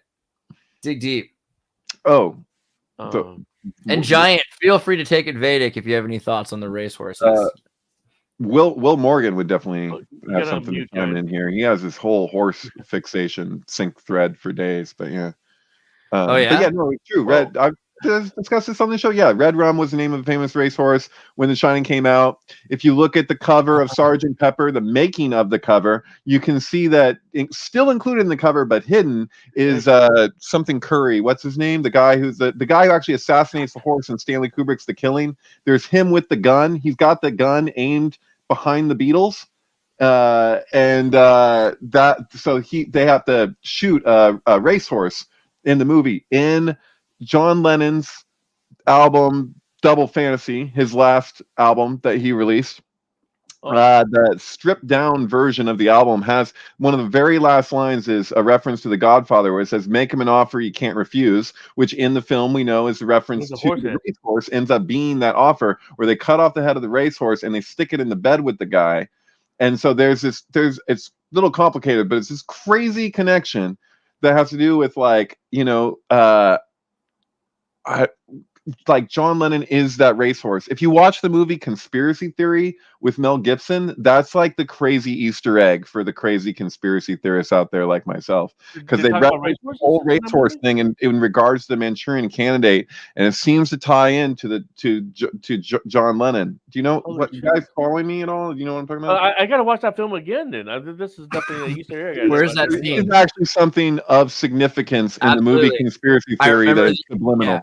So not only is that hilarious, but you just saved me thousands of dollars of psychoanalyzation and therapy, because I've been wondering for most of my life about the ending of that movie. Yeah. I was like, oh man, that movie, it's just going so well, and then what the hell with the damn horses, and now it all makes sense. Yeah, there's a thing going on. Another strange thing is that just literally, I was like, why is he riding away on a horse? And it's even a brown horse, and then there's the white horse, and then he's on the. Oh, dude, this hurts. Yeah, no. That's the thing, dude. And so is he okay, dude? Is he Blue Boy from Dragnet in Braveheart? Wait, what? Wait, you know what I'm talking about? So, like, that episode, the LSD episode of Dragnet, where there's the boy Blue or whatever. I don't know if it's who ELO is singing about or what the timing is there or whatever, but there we go. So, so this is the guy on LSD in Dragnet. Is that what they're referencing? And does that connect conspiracy theory? Am I crazy? Look at it. That looks like a Ukrainian map. I mean, totally, Dude, the Ukrainian Braveheart. Oh, hey, you know what? Another thing. Mel Gibson was on Joe Rogan like 2 or 3 days ago for the first time ever. Yeah. No, he was on Joe Rogan. He was on Joe Rogan. Mel Gibson was on Joe Rogan 5 years ago. He talked about his. He talked about his dad. He talked about his dad on Joe Rogan with really? He's like, my dad was doing the old man thing, and then I gave him. He's been on at least twice, I think. I don't know. Okay, when I was listening to the clip, it sounds like they never met before. That's weird. Okay, so they sound like they're introducing each other for the first time. This is the new Mel Gibson. He had to, be reborn so that he could be acceptable again. They're coming out with a sequel to The Passion. That's the resurrection. You know about this? Does he talk about this on Joe Rogan? I don't think he's actually on Joe Rogan, because it must have been. You must have heard an old episode, because I don't see him on the new episodes of Rogan right here. Wait, no. Maybe. You guys know about the sequel to The Passion? God. Oh, I might have been mistaken. Wait, hold on. We got an Easter Sunday Passion coming out, man. This is going to be crazy. Oh, I got a funny story, actually. I'm going to start off the resurrection story with, let's see, what's the first one? What's the movie he made about the friggin', like in like the Mexican pyramid and like Chichen Itza? No. He called it like Apocalypto or something. Yeah, thank you. Yeah. You're right. Is that right? Okay. Yeah. All right. Apocalypto. It's kind of Yeah, great visuals in that movie. Great visuals, kind of gnarly, very Lord of the Flies. It's just basic Lord of the Flies. Yeah. Okay. So he makes this movie. No, I forget. You keep going. I forget what the whole lineup to that was. It's gonna take too much. I'll come back to it. Passion of the Christ Resurrection. Go for it. Oh, I'm just saying, like, I don't know, man. I'm not a fan of Mel Gibson. I gotta laugh when I hear those recordings of him with the, you can see her pussy from behind and all that kind of stuff. It's just, he's a riot, man. But and you can forgive Mel Gibson, but not Trump. Never mind. Keep going. No, I can forgive Kanye. I have a hard time so far. Let's see where it goes with this.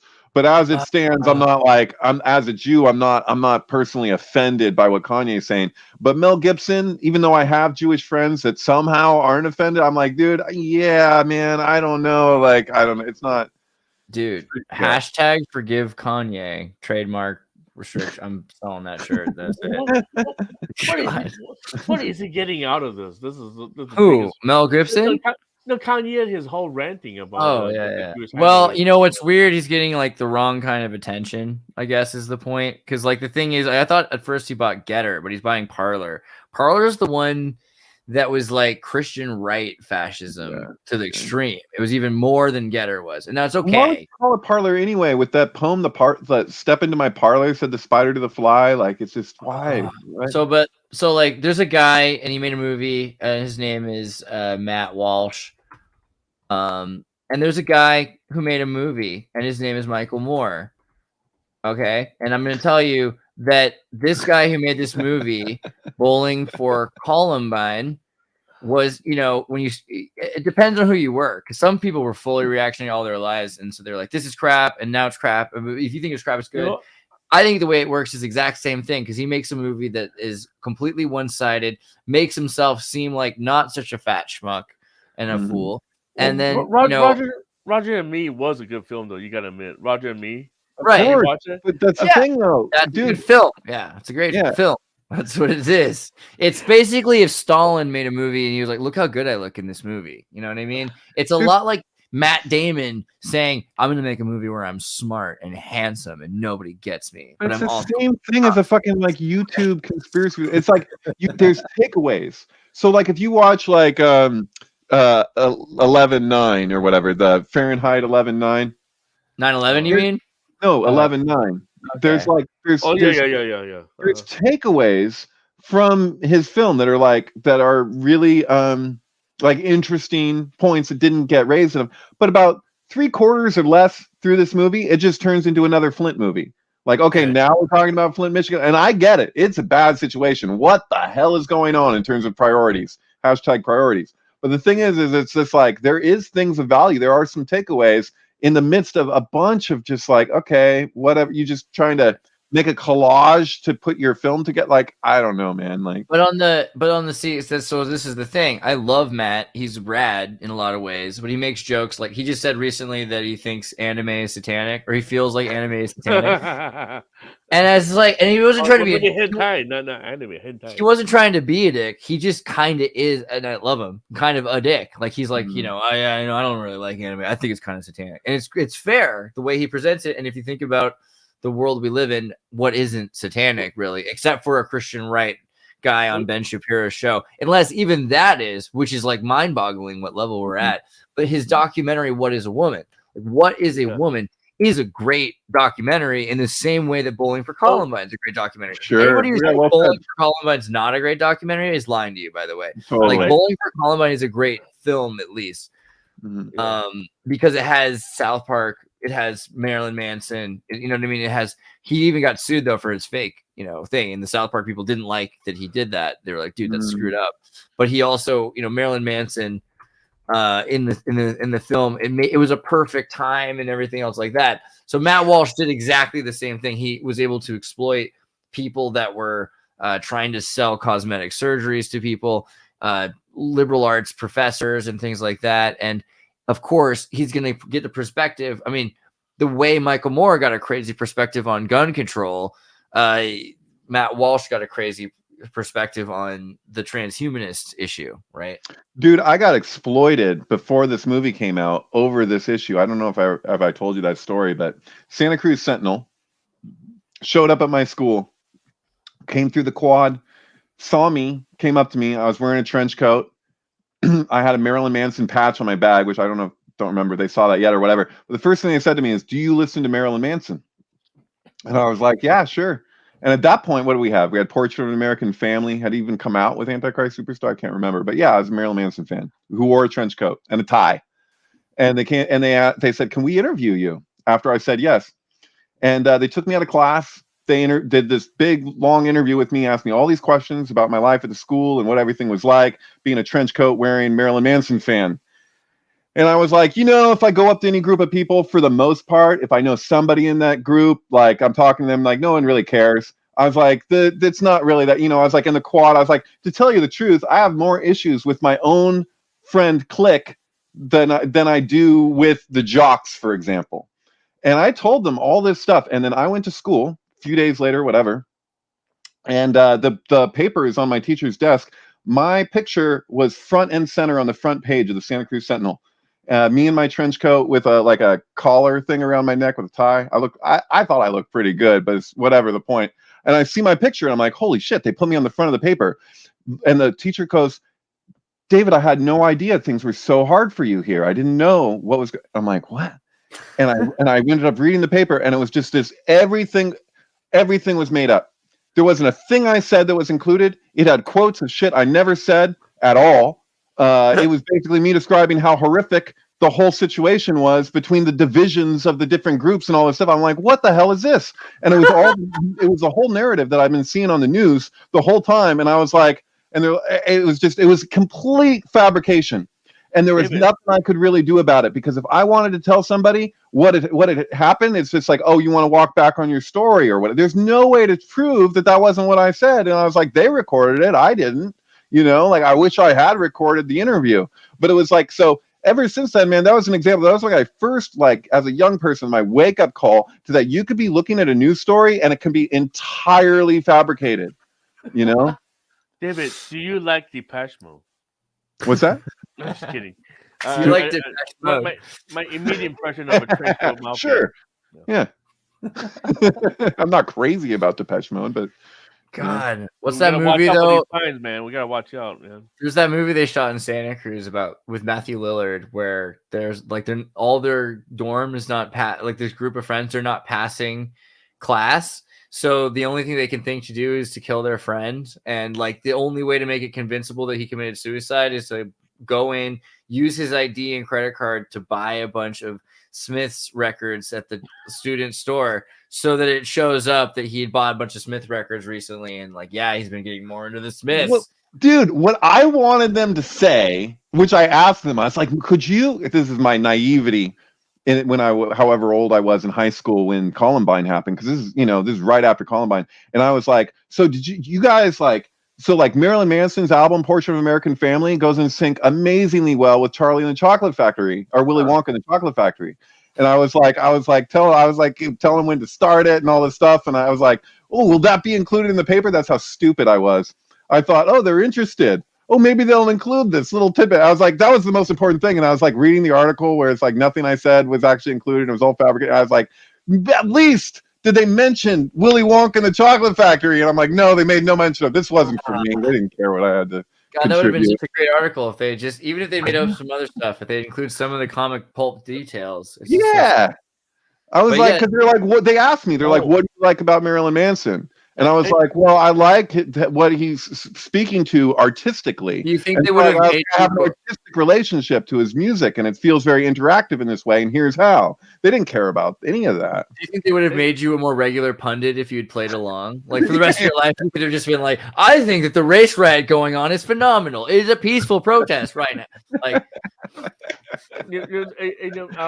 I just want to see if you guys, because I was just scrolling through all the articles I posted recently. You guys know Angela Lansbury died, right? Yeah, it was kind of sad. So what is this whole? It means that I don't have a chance anymore. No. What is this whole story with her daughter that was once kidnapped by Charles Manson? Really? Yeah, I didn't read the whole article, but I don't know. Like, oh, did you send me the link or whatever? Oh yeah, hold on. How I found there how Angela Lansbury saved her daughter from joining Charles Manson's cult. He was an extraordinary character, charismatic in many ways. Was she going to be a member of the band or what? Well, I don't Did know. Did you ride horses? Was she going to teach at Spawn Ranch? Dude, it's like the Moonies, but better. It's way before he became like this full-blown cult leader, I think. But he was just a kind of an ambitious guy at that point. Angela Lansbury was recently taken from us far too soon at a tender age of 96. Far too soon at 96. All right. Far too soon at 96, right. I'll take it. It's fair. I kind of wish. I don't like that she's dead. I wish she was still around. I would have loved to do a movie with Angela Lansbury. Are you kidding me? Charles Manson was taken away far too young, too. And Charles Manson. Yeah, exactly. One such tidbit take us back to the Hollywood Hills of the 1960s when Charles Manson was recruiting kids of the famous and well-to-do into what would become his infamous murder cult. Allegedly, I don't care what you guys say in the courts, Manson wooed or attempted to woo the likes of Terry Melcher, the son of Doris Day, Deanna Martin, daughter of Dean Martin, and Lansbury's kids, Anthony and Deidre Shaw. Oh, Deidre, that's a good name. Dame Lansbury recounted how Deidre in particular fell under Manson's sway and how she plucked both her kids out of Hollywood and absconded to Ireland in a 2014 interview with Mail Online. Okay. So moved to heroin. Classic. So I have a theory about Angela Lansbury and Murder, She Wrote. I just have to say it, that I don't know who else has mentioned this, but it seems really. How can this? I don't know if I remember the show that well. No, David, I will not accept that you accuse. You're not accusing Angela Lansbury of being a murderer. That wrote. Yeah, I am. I think that the whole show is her after the fact trying to give some explanation in her head what she's writing as what really happened. That she was a serial killer in this town. There's no way that many people can die in a small town. The whole thing just is very suspect. And like it's like she's insane, and she's just writing this whole. Oh, you're saying, hold on, schizophrenic.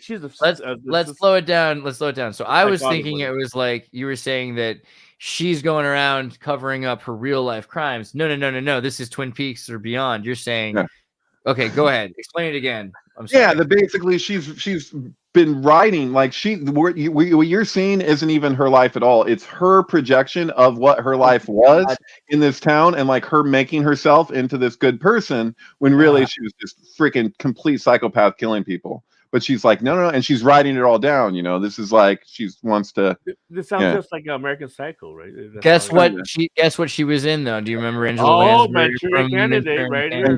Thank you. That was that's the point. That's actually what led me to this in the first place, because I started getting very like, wait, what? Yeah. We come full circle right here. I love this. Don't you draw the diamond if she's able. She is absolutely a handler. She was her own daughter's handler. She's like, hey, Charles, please take care of her.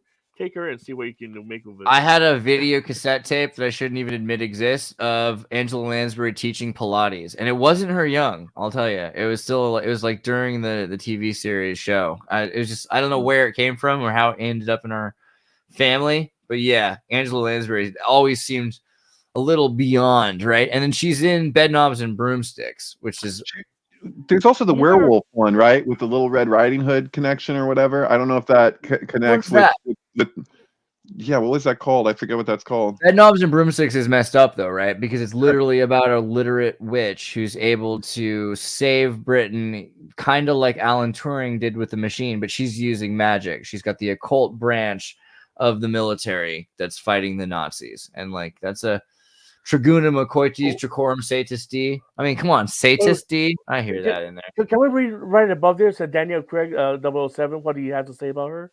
Wait. Yeah, let's do it. I love his outfit. He's got a so yeah, was she dating Lennon when he wrote Helter Skelter? The prosecutor of Manson wrote Helter Skelter, right? Yeah.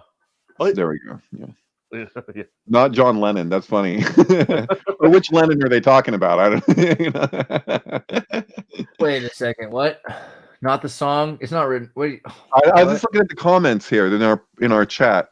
Yeah, well, let's pay attention. Okay. According to Wiki, it says Helter Skelter was assumed to be interpreted by cult leader Charles Manson. Oh no, they weren't talking about the book. They're talking about the song. I'm sorry. I'm so goddamn spacey. I don't know what's going on. But we should pay attention to what the listeners are saying here. Let's see. It's true. They're like, these guys are going off the script. What's going on? Dude, Resurrection should be 3D. That'd be really awesome. I'm so funny. I am so like the book is named after the song. I know the song. That's probably my favorite. That is my favorite Beatles album. Is the White Album. It has to be. White Album's really good because Phil Spector, crazy man. Is he alive still? Did Let It Be? I don't know. Did he have any part in the White Album? He invented the Wall of Sound. Wait, is that right? Yeah, he did the Wall of Sound. And he just died, right? He died like no, he's still alive? Yeah, no way. He went to jail and he's in jail. Phil Spector? Yeah, probably Al Pacino's portrayal of him. He died last year. Standing ovation. Oh, he died last year. Wow, he did die. Yeah. All right. He died in Paris. Yeah. But yeah, Beatles. He did that Leonard Cohen album, That's the Ladies Band. White Album. It's a place you can weird murder case too, man. How he shot that woman. Actually, I was reading an article about how they're trying to sell that house and nobody wants to buy it. Where he killed the has-been actress. What's her name? The blonde movie star. Has-been? Charles Manson House. I want to say mansion, but it's probably wrong. Celio Drive. What are you talking about? Celio Drive. Yeah. Yeah. I think I talked about it in the show. That house has been dismantled and rebuilt by the Fun House. I mean the Full House, a producer. He bought it and he rebuilt it. Right.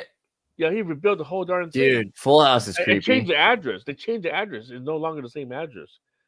Yeah, it's no longer 5-1, 1-5. Yeah.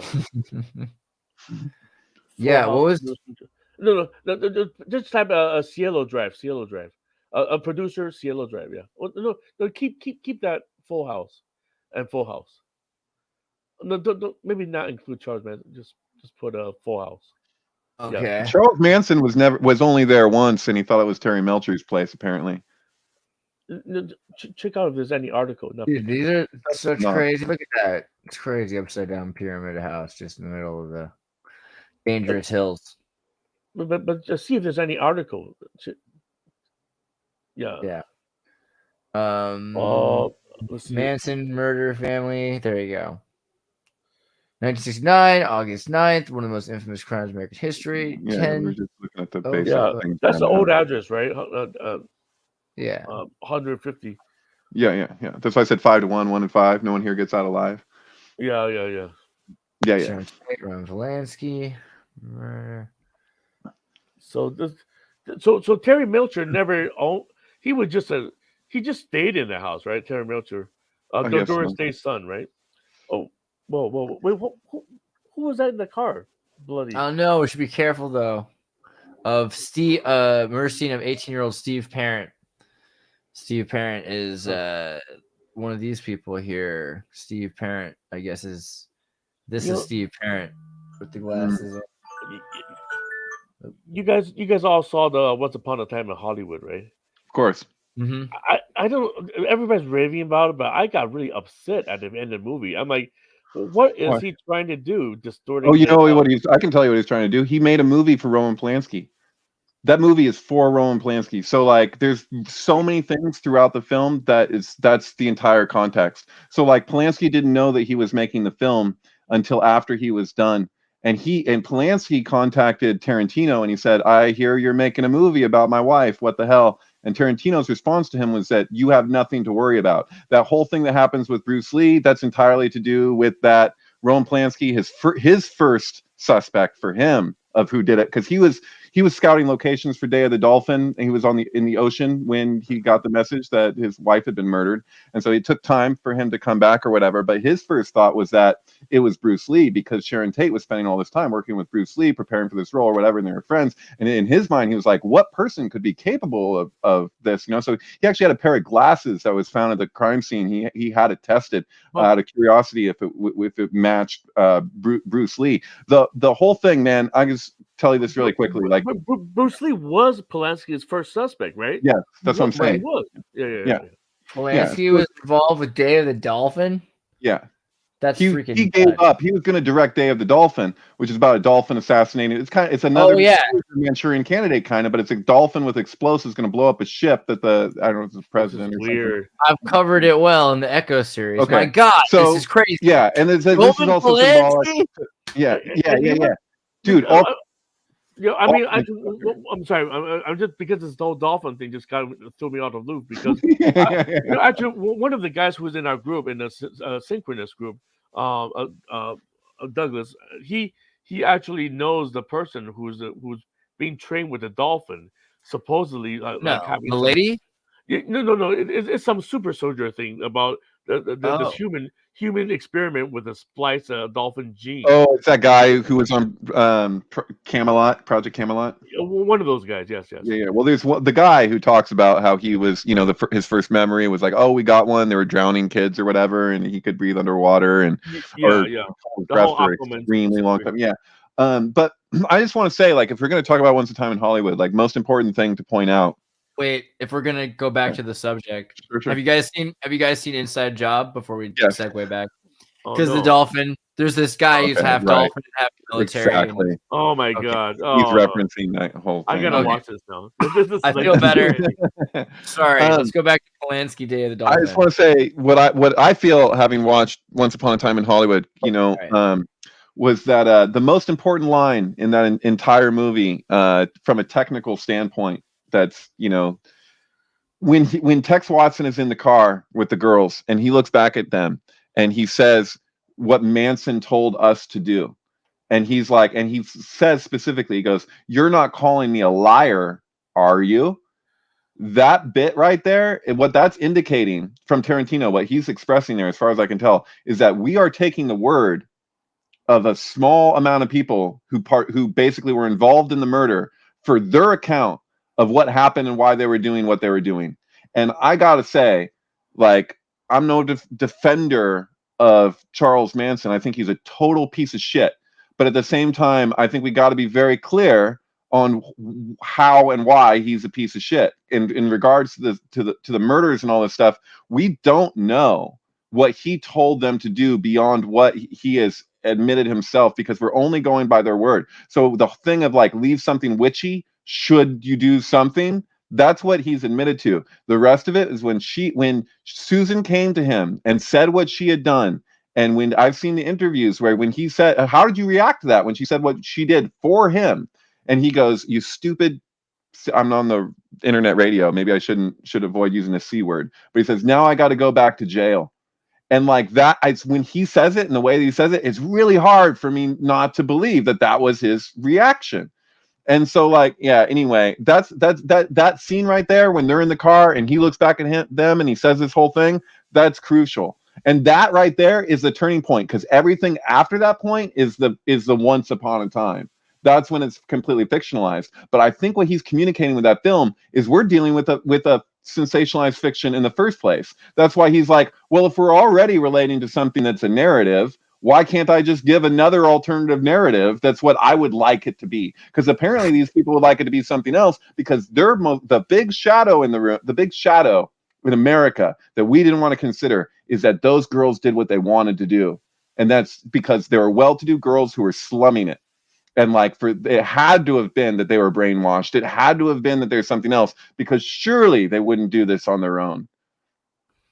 Well, I mean, desperate times for desperate. The original point of being in theater was you had not very great options. Otherwise, you go to join the vaudeville, and usually there's a bit of clowning and whoring involved with getting into vaudeville. And it's weird that we've turned it into, oh, you're like a minister or something. You're like a public spokesperson with a bunch of ethics, and you have to be socially just. And why? And dude, you used to have to be a prostitute, right? Literally just to be, or a clown. That was your that was your option. And so the day that I met Andrea Galler, and I was on Savile Row, and we were having tea. And the subject was broached. I shouldn't mention why exactly, to save whatever people may not want to be mentioned. But Manson came up, and she goes, and so she was neighbors with Susan Atkins when not Susan. Oh my God, I'm so out of it. With Sharon Tate and Rowan Polanski on Celio Drive when those murders happened. So the house that's shown in Once Upon a Time in Hollywood of the fictional people, Brad Pitt and Leonardo DiCaprio. I don't know if it was that house, but she said she was neighbors with her, and she lived on Celio Drive when that happened. She came out to Hollywood to basically, to have her Hollywood experience. That happened, and she went back to England and never really pursued anything Hollywood ever again because of it, because it was so horrific. So I didn't know that. I was just meeting this woman. And she asked me straight up, she's like, oh, Manson, oh, what do you think of Manson? And my response to her was, Manson, total piece of garbage. But I said to her, I was being an American, I was like, this is a direct quote, I said, but that motherfucker ain't got nothing on Dick Cheney. And she laughed, and she said, well, I can't argue with that. And then she went on to tell me how close she was with Sharon and Roman, and what a devastating event that was. And so, like, I look at that and I'm like, I talk about this stuff sometimes and people get offended or whatever. And they're like, oh, like thinking I'm defending somebody or whatever. I'm like, dude, perspective, like Vietnam War, like everything that's going on. It's not an excuse. There's a something to look at here, and all the sides and nuances involved, and like all this stuff. And so I find that interesting, that it's like sometimes the people that have the biggest charge on it are the people that have no skin in the game, no connection to anything that was actually happening, just the bits they'd heard from the media and whatever they thought was what, so anyway. Well, I just posted another article with going back to Angela Lansbury, connecting to. I'm not trying to go off the. No, go back to what you're talking about. Dude, Angela Lansbury, I think about way too often. I'll take the excuse. Let's do it. Look at this one. Director John Waters says he once saw Angela Lansbury at a sex. I believe this shit. Oh course. my god. Of course. This is my lifestyle too. Like, I mean, I'm John Waters came and spoke at the Santa Cruz Civic Auditorium. I remember seeing that. And he acted Oh, you like he's saw like that. he said Santa Cruz was like his favorite place to be. But then he talked about how he grew up in Connecticut. So when I ended up in Connecticut, I felt like not super weird about kind of being around the John Waters like scene. But yeah, they're definitely crypto creep as a level of where it's hit, I would say, with the modern S&M violence. So that's what I'm starting to realize when I saw Hellraiser again recently. It's like that idea of Hellraiser that pain and pleasure bleed together at a certain point where sadomasochism that explains a lot, because people keep saying that these are just lizard people, and maybe it isn't. Maybe it's just that they've literally had so much existentialism that it's not just right and wrong that bleed together.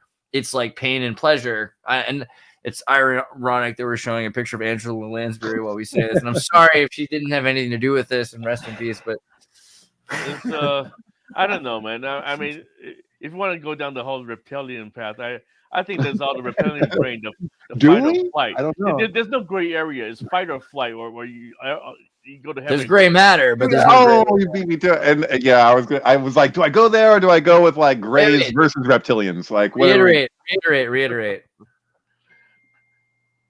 Say it again. I don't know. I'm just checking a text. Oh, No, but I don't know. I mean, so is that it for this John Waters statement? No. I'm gonna read the article, but you just okay. said something I wanted to hear. Like, I didn't quite understand. You and David were both like, "Oh, I get it," and I did not get it. No. I okay. What I was saying, because you guys talking about the existentialism, I thought about, then you mentioned reptilian. Then I thought, well, it's the reptilian brain, the fight or flight. It's either do or do not. I mean, you're going to hell, you're going to heaven. There's no gray area of being the good person. The definition of to I don't know where I'm going at with this, but I'm just saying, it's the extremity of these club of elitists.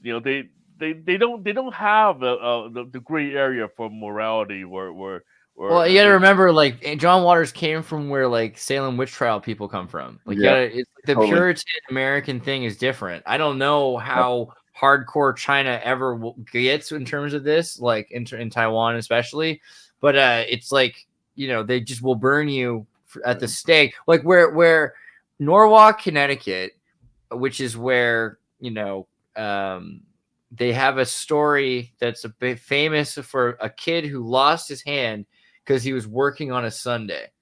Like he shouldn't have been working on that Sunday, and he knew it, but he went in and he was still forging some metal, and it cracked open, and the metal cast his hand, and he has a silver hand or something forever to remember not to work on Sundays. That reminds me of the Lannister, Jamie Lannister.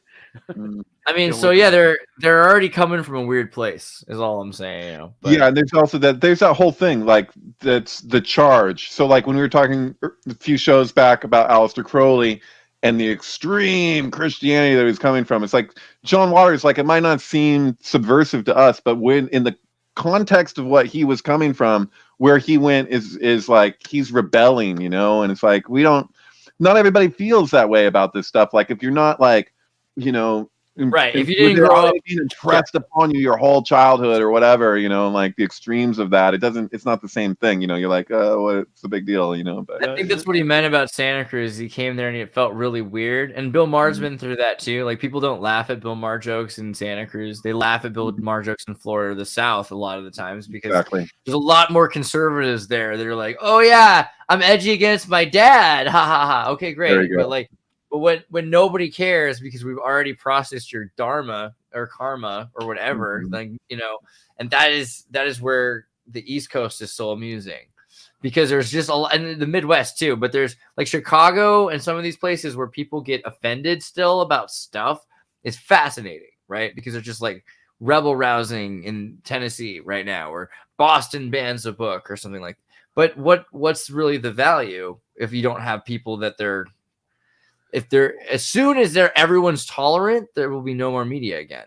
I think It'll that's just why be boring. California is going to hell, because California is now all a bunch of transplants who have no who have That's the best part. A lot they of don't the have any transplants. cultural upbringing, to be honest. It depends. The really wealthy transplants, or at least the hyper capable, the ones who can buy a business, the small business owning capable families that can bring in any amount of generational wealth and can continue on, often are Latino, Asian, Indian, or something that is plausibly more conservative than California. And if they're coming with Islamic values, all the more so, but Catholic or Islam. So you've got a bunch of people coming to California, and even the hyper like elite wealth, like this is, we're not just, so you look at the CEOs of these tech companies, a lot of them happen to be Indian. So there are going to be more and more conservative people that are being saturating this in California. So I'm all for it. Whatever direction it goes, but I think that's Andreas, we need to ask this of you. There's a request to ask Giant a question. I think we need to get. He's been here. I agree. Ask Giant one question. Giant, tell us more. He wants to know what's inside your cranium. Yeah. Is your microphone working? Oh, is your microphone? I can't hear your microphone. Maybe that's what's been going on. It's a white noise. Yeah, it might be that the microphone doesn't. Hey, Giant, say something. Say something. He tried. Can you hear us? I saw him try speaking, but it's. Uh-oh. Something. Maybe you need to come out of the room, reload the page, and come back in. He unmuted himself, right? That might have been all part of his plan the whole time. Was that he looked brilliant because he's thinking about things the whole time. Well, we know he's a capable thinker. We know he is. No, yeah, Giant is brilliant. That's the thing. But there's that saying: better to be thought the fool than to open your mouth and leave no doubt. That's my crime every day. Why don't you reboot your computer? Maybe reboot and see. No. Yeah, Giant. Maybe not reboot your computer, but you could reload the window. Try reloading the window. All right. Oh wait, no, I hear you. Wait, we just heard you. You. You're fine. Stay. Are you there? Yeah. Can you hear me? Yeah. There we go. Is there an echo? No, you're fine. No, you sound good. Oh, okay. Yeah, I unplugged my earphones, so I don't need these anymore. Okay. Headphone issues. No, sorry, I'm just a little slow. I didn't get a lot of sleep last night. My mother-in-law just passed away, so I'm just. Oh my God! I'm so a little sorry. bit hot, guys. Yeah. I'm too slow to keep up with you. You guys are too fast for me. You're much quicker normally, and right now I'm just a little slow. Yeah. Do you want to talk about that, or do you? If it's private, that's fine too. I mean, but. It was unfortunate. It was a gallbladder infection, and then she was completely fine. And then we go in the next day. They were acting kind of suspicious. It was a little weird. So we're feeling like some kind of foul play happened a little bit. But wow. Yeah. Oh, really? Man. Like malpractice, or maybe talking about that one. Actually, this is kind of disconcerting for me because. Well, I don't want to say who in my family, somebody that's dearly to me that is taking bladder medication right now because of urinary control. So is this a medication malpractice you're talking about? Well, yeah. The first she was telling us it had something to do with like the urinary tract infection or something like that, and then she was supposed to get a CT scan done at one hospital, and then they rejected her and they sent her out and. Then she had to make an appointment or something, and then she ended up getting worse, and then she went to a different hospital, and then that hospital was telling us one thing and that they needed to do the surgery right away, and then we started asking more questions because they were saying, oh yeah, you don't need the gallbladder and all that, so we were just looking up more details, and then they changed, they stopped communicating with us, and then it changed overnight. That night they said, oh, we can't do it. Her heart isn't strong enough to take the surgery. So then we're going to put a contraption in there to siphon off all the infection or whatever. And then they gave her pain medication, and then she was fine the next day. And then the following that night, all of a sudden they said, oh yeah, what we were doing to keep her fluids, because it makes your arteries dilate or something when you take, or when the infection happens, the arteries dilate, but then her heart wasn't strong enough to pump that amount, so they had to keep fluids in and all this stuff. And then they said that the fluids backflowed into her lungs and then caused some sort of lung issue. And then they did the old COVID, we're going to put a oxygen mask, and then some damage happened supposedly, and then it went to the ventilator, and then putting her on drugs, and then putting her under, like, into a coma or whatever. And then like a few hours later, we got there as fast as possible. A few hours later, they're saying that there's no chance of like reviving her. Well, it's actually not even about the urinary medication treatment, but it's actually COVID treatment that caused it. Well, just, that there's a lot of, conspiracy out there that they were damaging the lungs with using the ventilators, and they kind of went to that procedure, and they were acting a little bit strange in the communication that they were having. I was just asking them questions about stuff. I can look up stuff pretty quick. We all can nowadays.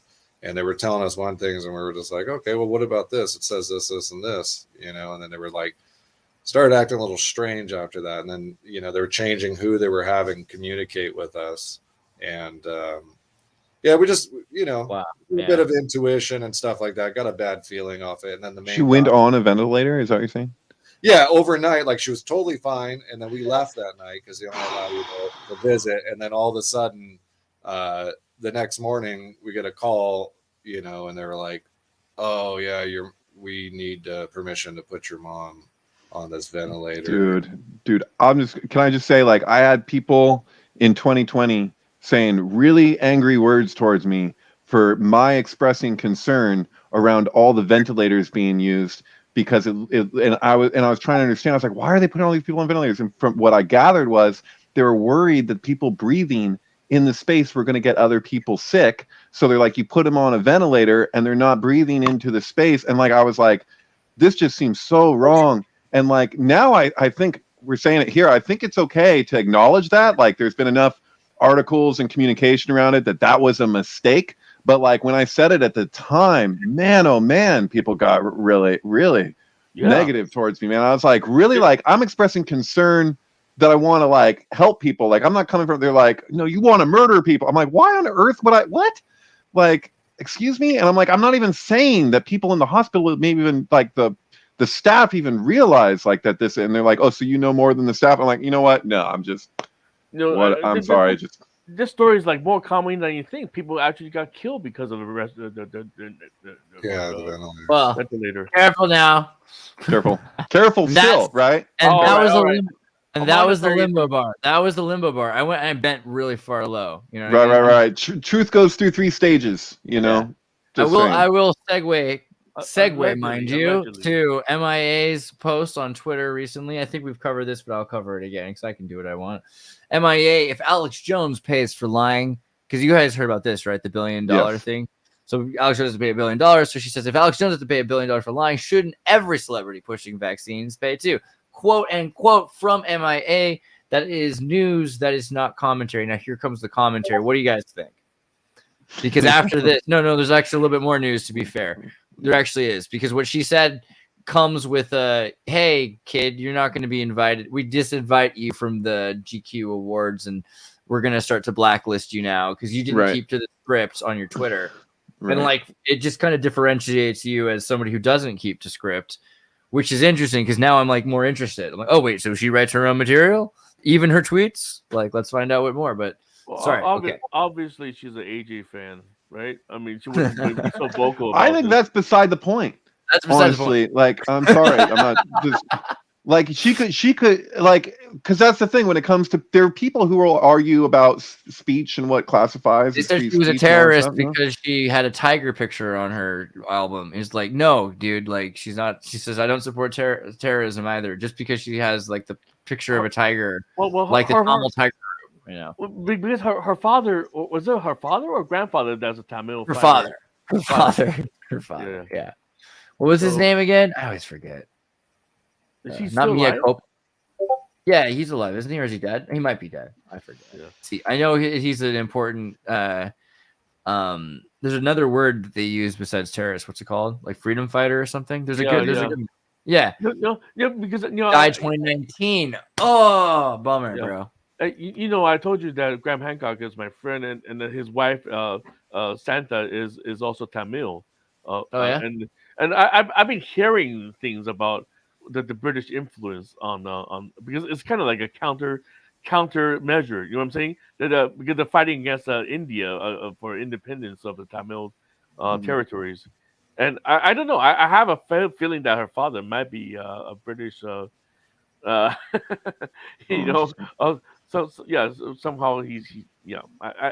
there'd be like a branch of the intelligence for her apparatus. to continue to be allowed to exist. Probably something, but right.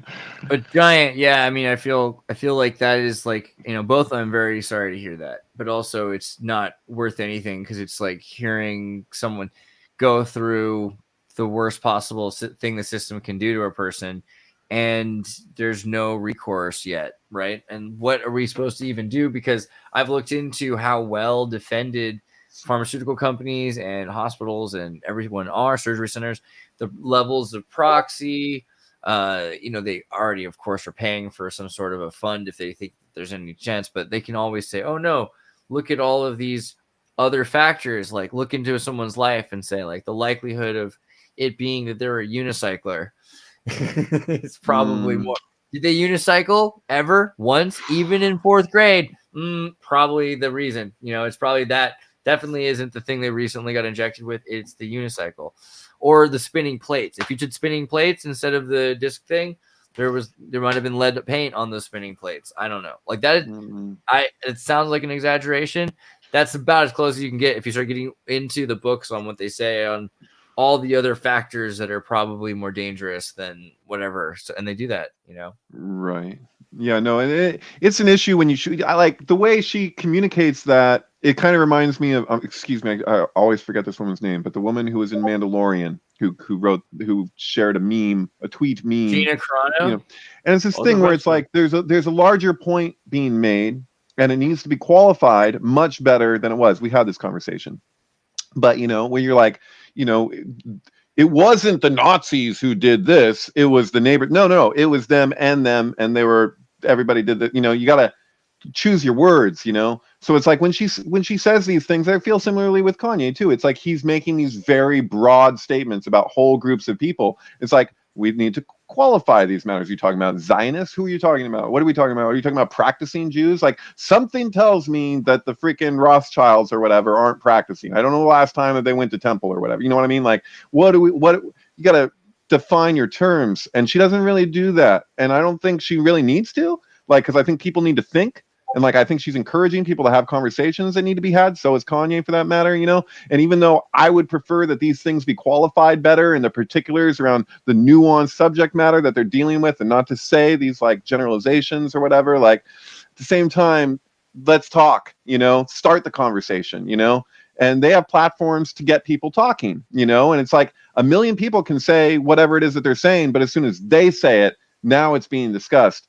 And so, I don't feel like, I think that's a false equivalency, what she said. But at the same time, I reckon, just on a terms of strictness of what constitutes a fallacy, it's technically a fallacy. But there's also the fallacy. You can't say that just because something's a fallacy doesn't mean that it's true in certain cases. Slippery slope is like that. There's places where it's like, yes, something can lead to something else. Slippery slope is a real phenomenon, and it's fallacious to say this will in fact lead to this when you don't know, Anyway, that's going to be that's the quote that's going to get David canceled. Okay. Oh my God. I feel like I've already been canceled. I'm lucky enough to get an outlet to speak my mind on things. So yeah, I appreciate that, but yeah, it's funny though that they really do kind of try to lock you into a paradigm where you're supposed to believe that there are no causal consequences to your reality. Because how else could you keep buying their stuff? Literally, you know, just buying stuff, but also just doing and submitting to the system. Yeah. You know, I actually had a huge argument with my wife today. Well, we're all good now, but just I grew up in a household where I have total distrust of doctors. My dad's a doctor. I was And he worked with Michael Aquino. I don't know.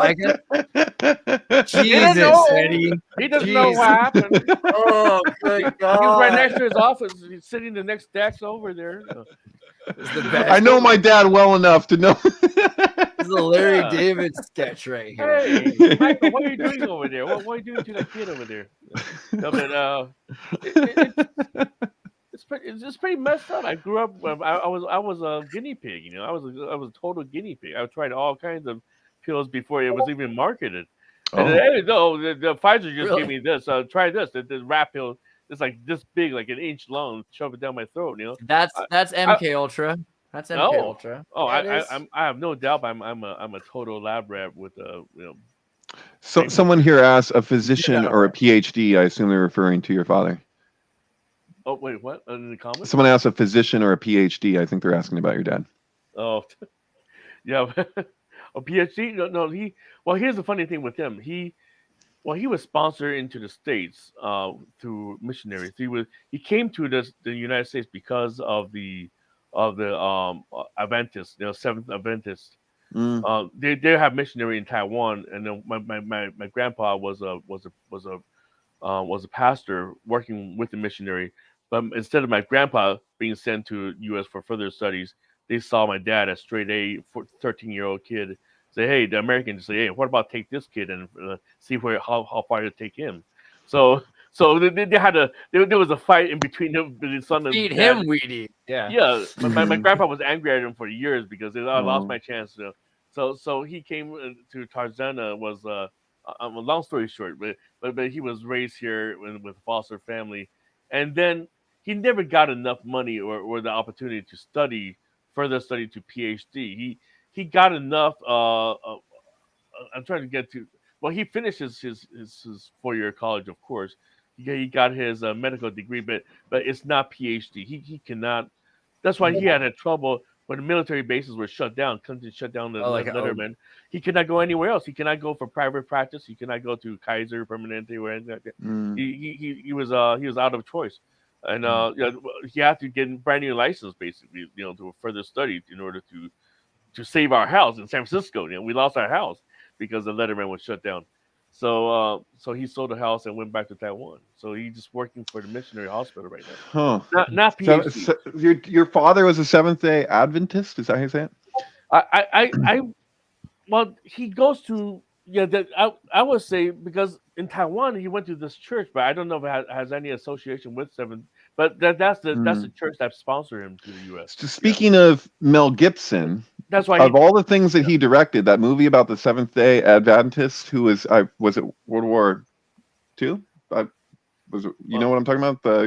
There's a guy who's he's a medic or whatever, but he refused to carry a gun because of his religious beliefs. Oh, yeah, and it's true story. And he ended up saving like all these soldiers because in going back and forth and carrying each one or whatever. It's like this, you know, heroic thing. Like that was one of the better things that Mel Gibson did. You know, just saying. Dude. At that time, that Ezra Miller, he like told everybody his body was a sacred temple, so they had to like film it and take care of it. It's brilliant. I don't know, man. I get your interest there because it feels like he's cop to hold the camera for him because it's his religious right. Maybe he's walking. Maybe he's the third temple. He's a walking third temple. They don't touch bro. Me. That is like full levels beyond. I can't even. You gotta admit that is pretty heavy, right? You know, you got two options really. You either keep quiet when that stuff is happening, wait for your lawyer, or you say some of those things that he's saying. You know, it's like really there shouldn't be much middle in between. You're either just going to go there with your legalities, intelligence. Well, I think we kind of we summed it up a bit with like he's at the doorway with 26. They're making a little reference to the Tetragrammaton that he can open. Tetragrammaton. I think it's just because of Metatron you want to say that. Yeah, I know. I feel like Tron is a good movie. Yeah, Tetragrammaton. Tetragrammaton. Anyway, Dude, that you can That's get the door. Metatron. I've been meaning to make a meme, and I shouldn't say it here because I should just make it and not have like other people beat me to it because I said on the thing. But Tetragrammaton and having the four golden girls. Mystic poop. Tag them in. You know what to do. Yeah. Mystic. What's it called? Tetragrammatron. Tetragrammatron. I don't know. Tetragrammaphone. Let you decide. Basically. We are over time, but I kind of want to talk about Ultra now. Not MK, but regular Ultra, if that's all right with you guys. You guys know what Ultra is? You guys familiar with all this? That's because everyone talks about MK Ultra. Everyone talks about MK Ultra, and they're like, well, MK obviously has to do with the German mind control Ultra, like something Ultra. It's like, what's Ultra from? And it's like, well, what was the MI7, MI9, etc. Like MI5. It's originally called Project Bluebird, by the way, just so we're clear. Right. Before it was called MK Ultra. But yeah, there's also MK. The Russian story, which was the inspiration for Wizard of Oz, which is why she says over the rainbow bluebirds fly. But anyway, it's a whole other. Oh, that's good. We got. You know what? If you guys aren't offended, I'll go longer too. It's fine. But like, let's see. Project Bluebird disclosure wiki. It was the first project, or wasn't before Project Bluebird. What was the one that they had? The Artichoke. No, Artichoke is after MK Chatter. I don't know. It doesn't matter. The point is that in the British military in 1941, they had Alexander Turing deciding how once using machines to decrypt all of the data that the Russians, the British, the Germans, the Americans, everybody, they could decrypt any cipher from the Enigma cipher machine, which not anyone else could do. It's the Turing test, Alan Turing, right? Right. There's that movie, The Imitation Game, which is we were talking about Amber Butt Cumber bitch. I can't stop doing it. Benedict Cumberbatch every time. I swear that wasn't. Totally. I swear that time I didn't even mean to curse. Like, it's not my. Anyway, batch of cucumbers. They called him Q Cumbersome. I don't know why. I know that this has been done. Sorry, it's not a controllable dude. thing. Years ago, I wrote that in a Facebook post, and I thought it was so stupid. I was like, they called him Q Cumbersome. They called him that. They don't know. I don't know why. And the only person to like it was Eddie. That was nice, Eddie. Good job, Eddie. Good job. That's why he erased your name from the black book he keeps by his desk. Like 7 years ago or something. All right. There was a point. Oh, yeah, that's right. So not only do they have all of the machine's information, but then they have to seed information back. So they have a transparency of data, and they're the only ones who get to know everything. And they have to kill a certain amount of their own people, sacrifice a certain amount of their own people so that the Nazis don't catch on. But that is what Ultra really was. Ultra was like the one person who knew what everyone was saying, every secret. The British were not just sunset on the empire at this point. They were in the shadows, right? And so, yeah, Ultra is to know everything. Fascinating. Well, people like to say with MK Ultra, it doesn't even mean anything. It's just a code. They just had words. They don't even, there's no meaning there. And I wonder. I feel like Ultra beyond. There's a reason why they say beyond. Well, this is what I'm trying to get back to John Dee. Back in the days when I think he was. Well, there was the same time with Baconian English was being developed, right? Francis Bacon, and the whole linguistics, right? I mean, the coding of the what became of the modern English. This was a time when his he tried to do the whole Enochian cipher. I mean, the whole. If I'm correct, right? The Sumerian gematria really was what John Dee had developed back then. It was based on the what do you call it? Yeah, it's bizarre, man. Because there's the language, and then there's the language through the sphere. So literally, the sphere is set on the beeswax plane. So you have this figure that you're looking at right now. So I've seen this in person at the British Museum. Yeah, it was And right next to the mirror, right? right. So when the crystal is set on top of it, you look through the crystal, and the words form other words through the sphere, the way that it bends the letters. And so that is extremely psychedelic. I don't know what else to call it, really. Mhm. But yeah, and Yeah. so yeah, you have I think it was obsidian. Was that the black mirror thing? Yeah. Well, it was actually obsidian from the Aztecs. It was stolen by the conquistadors, and then somehow ended up in the hands of John Dee. It was actually originated. It was all polished by the priests of Aztec. Mm-hmm. So it was actually used by the high priest. Yeah. Mm-hmm. That's what they You know. say. Yeah, yeah. That's the thing. Black Mirror in the television, and then the black. Yeah, that's some trippy shit. Yeah. Yeah. Well, John, I heard you talk about John Dee before, right? I mean, what do you think about that? That the whole coding. You know, we're talking about Ultra, right? Well, I'm just trying to see how it's all connected together because the whole English, uh, what do you call it? Crypto linguistics. Cryptophoneme or cryptolinguistics? Yeah, I wonder if Yeah. the sounds or the symbols or yeah. Yeah. So what was it? What's the question? Sorry, I'm kind of in and Oh. out a little bit. Oh, The ultra. How is it? No, we're related? just about just like what was it? Eddie, go ahead. no. Well, I know. I'm just trying to see if I can weave it together with what Andreas was talking about the British intelligence using Ultra, the English language programming, different levels of English programming, and I think these are all rooted from John Dee's Baconian language. Before that was what Old English or whatever Celtic, but Yeah. but yeah, it's just the evolution of it. I'd probably say that there's a lot of connections to being able to communicate with beings on different levels, up or down, right? Where you get an L is an R, right? It's all about right angles. This is why the Masons focus on the right angles, and White English is angle, right? It's English and all this stuff. So it's about the way to navigate, symbolically through the spirit world, and this is why helping him channel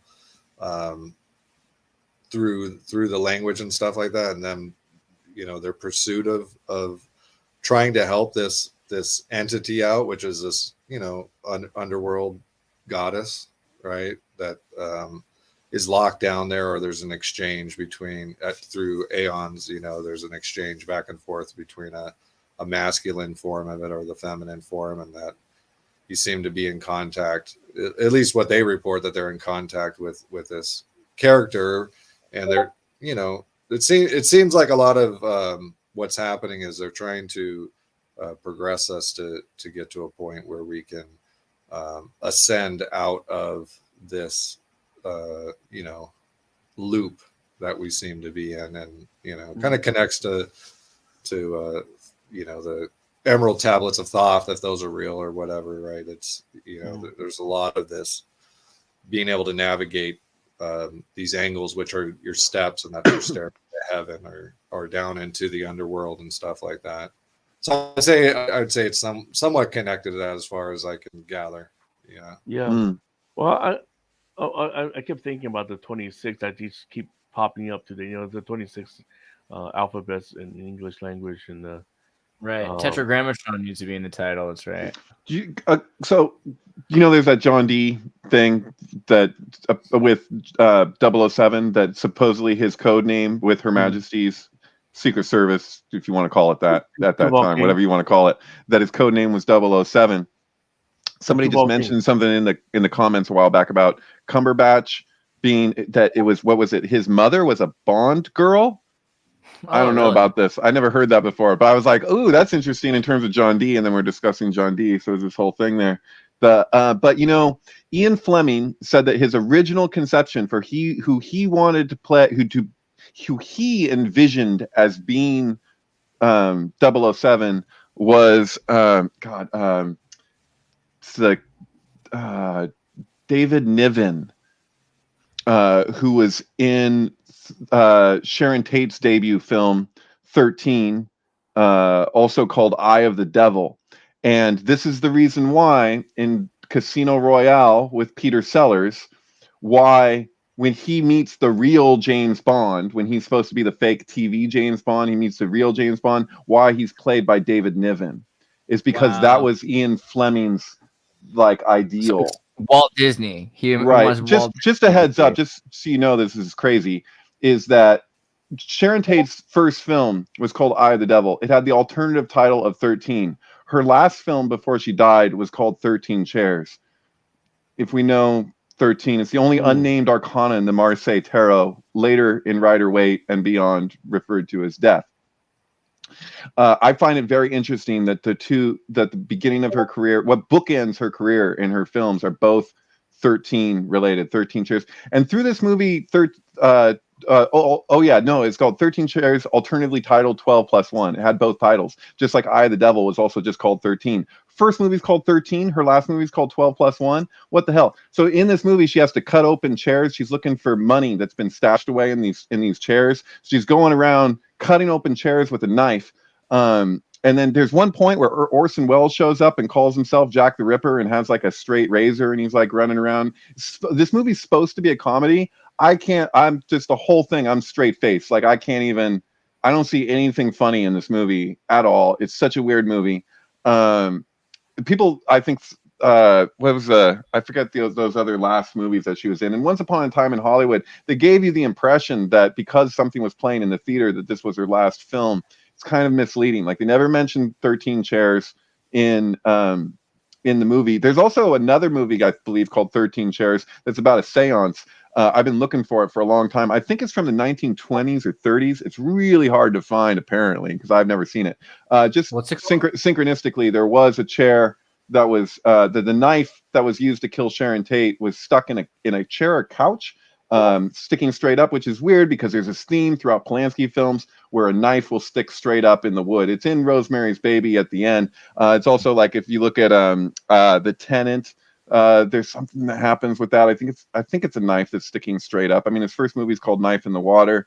There's the hypodermic needle, that gets stuck in the floorboards in Bitter Moon. But yeah, it's a ongoing theme throughout his films. The judge during the trial for Polanski from the 1977 incident, he says outright in the trial, he goes, I find it really strange. There's this water theme throughout your movies and this violence and water and all this stuff. And he's like, is that like, because so he starts entertaining like his trip or whatever, because the thing happened in a hot tub with Samantha Geimer. And so it's really weird that like basically it's a judge pointing out a synchronicity and saying, I find this synchronicity suspicious. And it's like, is it a coincidence, Judge? I don't know. Is this where we're going now and we're trying to deal with cases? It's really weird. But anyway. Yeah, trying to make him spill his secrets of witchcraft. Or what? The 13th Chair was released on Beltane May 1st. Oh, is that correct? Oh, I didn't. Really? Oh, that's significant in regards to Eye of the Devil. I didn't know that. Yeah. Wow. Also, there's a pretty open. Yeah, this is it. So there's the 13th chair. Totally different thing from 13 chairs or 12+1. Okay.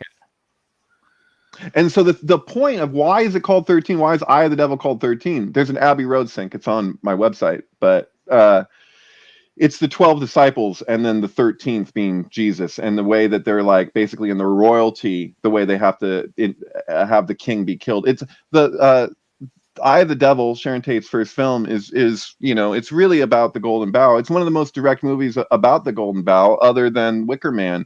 It's pretty direct. Yeah, and so it's based on the 12 Chairs by Ilif and Petrov, and there's a Mel Brooks version of the 1970s 12 Chairs as well. So that's pretty interesting. So it's connected to the idea of the peasant Jew as well, which is a very Polanski thing to make a movie about. Right. This is not a Polanski film, but yes. Yeah, but But yeah, Tate kind of thing. Right. Like, were they connected in terms of how did Tate get into this movie? Exactly. And so this is the thing that, like, when we discuss movie making, like, we have a friend, Jesse Goldsmith, whose parents, maybe I'm not supposed to share this. I'm going to share this anyway. They have what's that? I'm sorry. I just found out that the cinematographer for this did Stephen King's Firestarter and Oedipus Rex. Okay, keep going. Ooh, yeah. So Jesse's parents or his mother, at least, I don't know, they were close friends with Whoopi Goldberg and Ted Danson. And Harvey Keitel. So they were at Whoopi's house, and Carrie Fisher showed up with a script, and she handed the mother the script and said, "Oh, if you could give this to Whoopi or whatever, I'd appreciate it." And so apparently what this was that what came out was that Carrie Fisher had been writing scripts for people. People would give her scripts. She'd go over them. She'd add to them. She'd change things around. She'd contribute to scripts. Scripts are handed around all over the place in Hollywood. We've discussed this before in regards to Hal Craig and stuff. Right. And what's his name? Trumbo, which is, the Spartacus, Kubrick, whatever. It's blacklisted person who Kubrick was the first person to give him writing credit for Spartacus, and then he was no longer blacklisted, so he kind of broke the mold for the McCarthyism in Hollywood situation. But basically, yeah. So Carrie Fisher had for years worked on scripts for people. Is there ever a time when you see Carrie Fisher acknowledged in credits for her role in a script? No, as far as I know, never. And so, but she helped people, and it was just something she did for people. It's like that kind of stuff happens all the time. So when you're looking at something like this and you're like, oh, was it a Polanski film? It's like, no, it doesn't really, like, it doesn't all work the way you might think it works, I mean, you look at Kubrick's boxes, you watch that documentary. I mean, my God, how many scripts he was working on. And those aren't just his scripts, you know what I mean? He's working on stuff with other people. That's the point, That's why I've been telling people too to pay attention to script doctors. These like Ben Affleck from himself. He's a ghostwriter for many years. He wouldn't even admit which ones he wrote. He didn't want any of the credit. But he did make that movie. Been taking orders. What's that movie he made about the CIA fake making a movie in Syria for the Syrian terrorists? No, in Iran. That's the Argo. Yeah. Argonauts, Argo. We're trying to go down that path. That's interesting. It's like that kind of shows. So I was talking to the creator of Echo the Dolphin, the video game, he was talking about how Ed Annunziata, he was talking about how as in programming video games, one of the first jobs he did was working for a television show that was about like the military, Navy, sea kind. It was like a sea exploration thing. And Argo. And so Ben Affleck was like the child star of this like East Coast educational marine science show that had an included Apple II video game that kids on the East Coast could download and play to learn more about whales and science and things like that. But I mean, Argo's a trip because it's literally a movie about how Hollywood manipulates people, right? I mean, in front of everybody. It's a historical example that they're proud of. And yeah, it's starring Ben Affleck, which says a lot too, because Ben Affleck can really identify with his character. I don't know. I see it as kind of a problem. Maybe not a problem, but just, as a thing. Mm-hmm. We got a super chat from Stefan. Was Pelosi age 14 a surrogate for baby? Surrogate I'm not for familiar baby with Jack. this. Was this maybe Pelosi surrogate for baby Jackie? I don't know. That'd be an interesting story. I've never heard that one. Send me baby stuff Jackie. though. Yeah, in the Discord. With Jackie as in JFK's wife? I think that's what is being asserted. It could be a thing. Age 14. Doesn't look too much like that to me, but I haven't seen Pelosi underneath it all, and I mean her skin on her face, like the way it's been kind of cosmetic. Her husband is the one who had the drunken husband of hers. Do you guys? Is there anything you guys want me to try to pull up before we close, or should I start showing your Well, con? I posted a lot of stuff. I'm trying to see what else you guys would be interested in talking about. I just post a whole bunch of stuff in my Twitter. I'm trying to see. Oh, what about this? Well, I don't know. I don't know if we want to talk about COVID. They say Boston University created a very potent 80% lethal rate. Yeah, that's That's bizarre. That's a whole God. that's a whole other kind of worm I don't want to touch anymore. Yeah. And what is the Saudi guy? The Saudi prince. He's been yelling about a video on social media shows a Saudi prince, Saud al Shadlan, commenting on the West backlash against OPEC and output cuts. Biden's trying to drop the oil price, so this guy is going nuclear on him. Is on I don't know. On your Twitter? Yeah, it's in my Twitter. The whole video is there. Every time I don't know. Page, it goes off. It's just basically Saudi politics. They want to keep the oil price high. So there it is. I'm trying to see what else is fun to talk about. Yeah. The Chinese, the president of China, Xi Jinping, he is going to go for a third term, which is unheard of in the Communist Party. Totally. If you look at my post, I'm actually trying to track his bloodline. I'm trying to see if he has any connection to the last dynasty, the Qing dynasty, the Manchurian dynasty. Because his whole position is opposition of opposition of Taiwan. That's like his major thing right now. That's basically what he has to say. He said he basically is saying that he wants to take over Taiwan before his tenure is over. So he wants to nip that, get that done with. Yeah. So it's getting pretty close. Also, Taiwan now they're training. The very first billionaire of a Taiwanese semiconductor industry. I forgot to count. I did post it a little further down. He was trying to arm the Taiwanese citizens with. He tried to train snipers.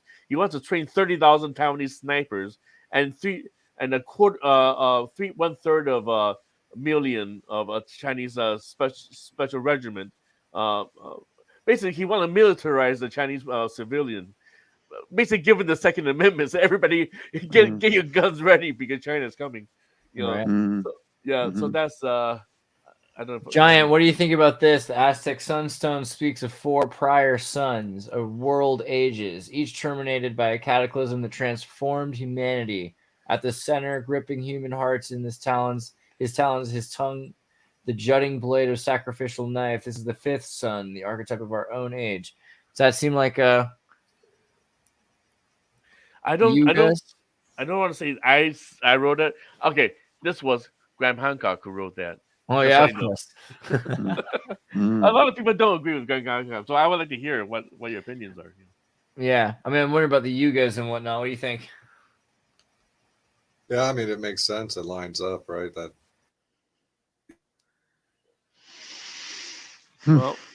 Well, there's a glitch there. Why did somebody say Jason there in the comment that they're talking about? Jason? Oh, I'm sorry.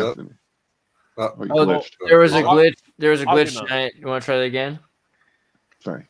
I was just saying, yeah, it seems like it lines up. They were pretty accurate with their calendars, and it's supposed to be this time period. So I think the 2012 thing. I don't know if I'm frozen. Am I frozen again? No, I hear you. No, we're here. Okay. The 2012 thing is like on the cusp. If you look at astronomical alignments that I've been telling people that the real ages you got to calculate them by the Saturn, Jupiter. I mean, you really have to you calculate all these different things, all the different with the conjunctions of Saturn and Jupiter. Yeah, that the conjunction. So there was a mutation that happened. So all the presidents died. Yeah. In office during these conjunctions until Reagan, right? And that was 80, and that happened to be a mutation. So it was the conjunction was supposed to align in Virgo, and instead of Earth signs, which where all the presidents were dying, it moved into the air signs finally. And then on that year, that's when John Lennon died, and he was an air sign. If you actually look at who the signs were of the president that preceded him, and then the ones that took over afterwards. There's a pattern there, right? Dude, I wrote about exactly what you're talking about on a blog like in like 2010, and specifically in regards to conjunctions and how it relates with John Lennon. So like this blew my mind at the time, because so John Lennon, his relationship with his father throughout his life, every event aligns with April Fool's Day. April 1st, and every time he has any interaction with his dad, what the hell is that about? So like I've speculated different things. I think it could refer to what Aleister Crowley spoke to in the Book of Thoth when he's talking about the golden bough, and the way that a son, like, because they wanted to ensure that they'd stay in power, the king would keep his family line in power, so they'd send their child off to basically, and then get secret instructions to basically come and challenge the king to take over the kingship. And I've speculated, this is crazy, and I don't know all the details. This is total like looking around in the dark here. But like I've entertained the idea that John Lennon actually comes from some type of royal line of sorts, and that's the mystery around his father, that whoever we're told his father or whatever, that's not the real story, or like who his dad actually is, and that he's basically what that example that Crowley was talking about there, John Lennon could have been one of those, and that might be what the whole April 1st thing throughout his entire life. You can map it all out, and then that's crazy, because what the hell with the Saturn Jupiter conjunctions with the presidents all along, and then you have this thing with John. It says though he was meant to be the one who represents the people or whatever, but then at the same time there's all this. It's like a mutated version of it, it's like he's not actually the thing, but he's like as close as we can get that will find its way through the cracks of what's been imposed, like, I don't know, man. It's weird as hell. Hey, you guys heard? I might have mentioned it before. Actually, can you pull up Andreas? I sent us a wiki link, in the Twitter. Oh, okay. Because this is Yoko Ono's grandfather or great grandfather, Yasuda Zenijiro. He was a banker. He was one of the first bankers of Japan. Really? Yeah, but That if makes you sense. okay, so this is Yoko Ono's. Let's see how exactly is related. This is her. Okay, if you scroll down more, He scroll was down a little maternal more. great grandfather of Yoko Ono via his adoptive son Yasuda Zenbaburu. Okay, so yeah, so it's one of the first Japanese bankers. So if you scroll down to the bottom, and you see this little story with the legacy. Okay, read the legacy there. Legacy. Well, first off, Yasuda was assassinated in 1921 by nationalist lawyer Asahi Hyago because Yasuda had refused to make a financial donation to a workers' hotel. Legacy: Yasuda's adoptive son Yasuda Zanzabaru is the maternal grandfather of artist and singer Yoko Ono, the widow of musician John Lennon. Lennon, on seeing Yasuda's photograph for the first time, is alleged to have said, "That's me in a former life." I don't know, I just felt like Liverpooling it. To which Ono replied, "Don't say that. He was assassinated." Lennon was assassinated in 1980. Wikipedia. Yeah, I know, but right? Are you afraid of the dark? I mean, who edited it? I don't know. I don't know who edited it. It reminds me of like Yoko did it. It's like a Adobe Gillis comic book from the. It was probably Patrick Svek, but yeah. Trying to strengthen her legacy in this world. Is there like an Egyptology comic book? Because like those, the old like in the museum, there's the legend, and like that's exactly what they would tell you. Is like they tell you a legend. I don't know, but all right, I'm gonna pull up our Twitters and things like that. Let me start with the Sync book. You sent me a link earlier. Let me see if I can just pull that up again because that might be ideal. Is the SYNCTANK? Which one did you? I think it's the first message in the private chat. There it is. This is we need to talk about Kevin and Marilyn Manson. So if you don't know about the We Need to Talk About Kevin, it's an Ezra Miller movie where he's like the scary son of this way scarier mom. If you ask me, I think we need to talk about the parents, right? That's the point. It's like Children of the Corner, right? Sometimes I don't know, but this is a great movie. And then also Born Villain, awesome Marilyn Manson soundtrack. What did you feel about this? Elaborate. This particular sync? Yeah. Oh yeah, no. It's like, if something's on here, generally, like I really tripped out on it and watched and spent a lot of time with it. So this is it's a pairing. It's a good sync. I mean, it's what it is. I mean, they both speak to each other. They resonate. It's same issues. This is such a classic. This movie speaks to the classic school shooter scenario, and it follows the mother, played by Tilda Swinton. You know, her processing around and everything. It's like it's crazy. Yeah, it's Hey, good stuff. David, have you ever watched her other film, Orlando? Have you seen Orlando. Which one was it? I'm sorry, the actress of that film that you just pulled up. What's her name again? Tilda Swinton. Yeah. That's Oh yeah, this looks familiar. Dude, Yeah, I how think come every freaking movie she's in is such a it's such a, what do you call it, where she's you an make the androgynous. cover? In this movie, she's a total androgyny. What's it called where you like your cover and your story has nothing to do with your content? Right. Yeah, What's that totally. called? Like the fake, like the fake cringe posts on YouTube where it's like, oh my God, I got a bunch of money, or like, you're going to get a bunch of money if you click this. It's like, you're going to see a bunch of Tilda Swinton having sex if you see this movie. And it's actually belies the fact that no, it's just going to be her frowning the entire time, looking like she's annoyed, and that everyone else sucks because she was like ancestrally bred from royal stock or something like that. Allegedly. She's going to be a Tibetan monk teaching Doctor Strange everything about how to get. See, what's that other horrible goth version of Orlando? There's like a totally it's the same movie, but it's the Halloween version. What's it called again? So have you seen this? Vampires. I probably watched this 25 years ago, but yeah. It's been okay. Well, anyways, I don't know. I think Orlando was a pretty film, but only Lovers Left Alive is the Halloween equivalent, I think. Oh, yeah. Have you seen that one? Yeah. Oh my goodness. It's the same movie, but they're vampires. I don't know if it's the same. It's not quite the same. Pretty close. Pretty friggin' close. I don't know. But yeah. No, okay. What is there any synchronicity to Orlando? I mean, it's royal. No, just all this. Going back to Ezra Miller, there's all this androgyny and this the transgender. She's David Bowie, is she not? Is that the idea? Yeah, she's kind of a David Bowie character. She's a female. Yeah, I mean, I wouldn't I think it's the insult comparing that, but no. Well, they used to dress up as each other. Is all I'm saying. I mean, together. They like to pretend that they were the other, Well, so for those who haven't seen it, Billy Zane as Marmaduke Pinthrop Shelmerden and Quentin Crisp as Queen Elizabeth. Yes, Quentin played Elizabeth. That was a very strange casting right there. I don't know. It seemed like the right thing to do. And then Orlando, of course, played by Tilda. So that's a pretty good idea. I appreciate a film just because it's masterfully done. The cinematography, I really loved it. But otherwise, it's interesting that Ezra Miller had a collaboration with her. So I thought there's an agenda going on. There's always an agenda. God, look at that! It's like a Michael Jackson music video, which is the other thing. Not to watch the Halloween Michael Jackson thing because it's time.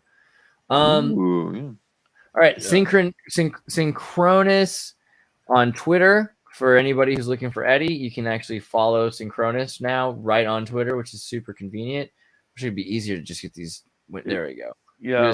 Wait, it is. Yeah. That's correct. That's the correct. Okay. Account. So cool. Yeah, I have another Twitter account, but that's just for my jobs. Legit. So yeah, I don't have a whole lot of time, so I just like slapping whatever my interest, the people and but it's kind of hard to expand. It's a different format than Facebook. So, but I just basically I'm just trying to archive everything here. In case we'll get you like deep into it. It just takes a while of consistency, and people start sharing a thing, and then it'll how it goes. It's a brand new. Once you start on page 1, start with good content. Things are good. So glad you did that. And also, you guys, in the meantime, if you haven't seen all the content, there's plenty there though. But yeah, you can go back to the Facebook group, and you can get all sorts of stuff here, which is so cool. Yeah, join the Facebook group. Click on the links when they come up. That's a good way to keep content in case one network shuts down, the other one stays open. Yeah. So people are contributing. So you're welcome to contribute. Try not to get into fights with people. I'm not the moderator when it comes to I like a good fisticuffs in my Facebook groups, Yeah, right.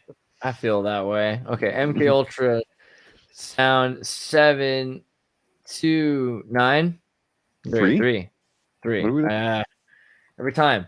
I don't know why that happens every time. It's Twitter. 273. Oh, yeah. I see what you're doing. 237. Yeah. Is that? Oh, there was an extra L. That was why. I was like, there's something Okay. weird. That's why I first was thinking 3, and it didn't work, and it went 9 because there's 2 L's. But MK Ultrasound, an ultrasound, but an MK Ultrasound. You can find. That was my DJ name, by the way, because originally my DJ name for years was Plate Tectonics, and then I thought of MK Ultrasound. Since then, other people have apparently come up with the same name, but I feel like I'm the original. You are the original. There's no question. We are all the originals. Yeah. Yellow Submarine reference. So brutal. God. Can we do?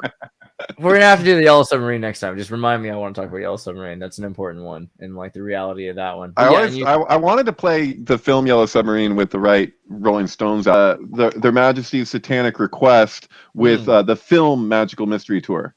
Interesting. And those, the EP for Magical Mystery Tour was released on December 8th. I forget what year, 1967, maybe. In anniversary in reverse of John Lennon's death, also my birthday, was beside the point, but that was the same day and year. So the same day and year that the EP for Magical Mystery Tour was released was the same day and year that the Rolling Stones released their Majesty's Satanic Request, which pictures the 4 Beatles on the cover and was supposed to be like a response to Sgt. Pepper. Aleister Crowley as the Queen, which brings us back to Orlando. That was not bad. Yeah. Those pair incredibly nicely, by the way. Their Majesty's Satanic Request and the film Magical Mystery Tour. I highly recommend it. Fair enough. All right. Yeah, a little bit of Sgt. Pepper there. Giant on the Twitter here. You can get here, but also you can get Giant in the Discord. He's a role modded mod in the Discord as well. Let me see how hard it is to type in Discord and end up in my group. It should be this easy thing, right? I just click like continue. Oh, it shouldn't know me. It should already have an account. This is going to be silly. All right, never mind. But if you just go to like tartarynova.com and you click on the button Discord entry right here, or on your phone, there's a little thing that you can click on. You can enter, put whatever name you want to be, and then you can reach out to any one of us right through the Tartary Discord. And our Twitters are all posting directly to the Discord now as well. So the community is 24 hours a day sustainable. Thank you very much, TechSpread, for making that happen. And yes, that's right. Go to Etsy, buy my shirts, everything else. Keep the grift alive. And thank you guys for being here. Let's do it next week. That was pretty cool. I appreciate it. And Giant, let's talk in a minute. I love you, bro. We'll be on Love this. you guys. Take it Yeah. easy. Peace.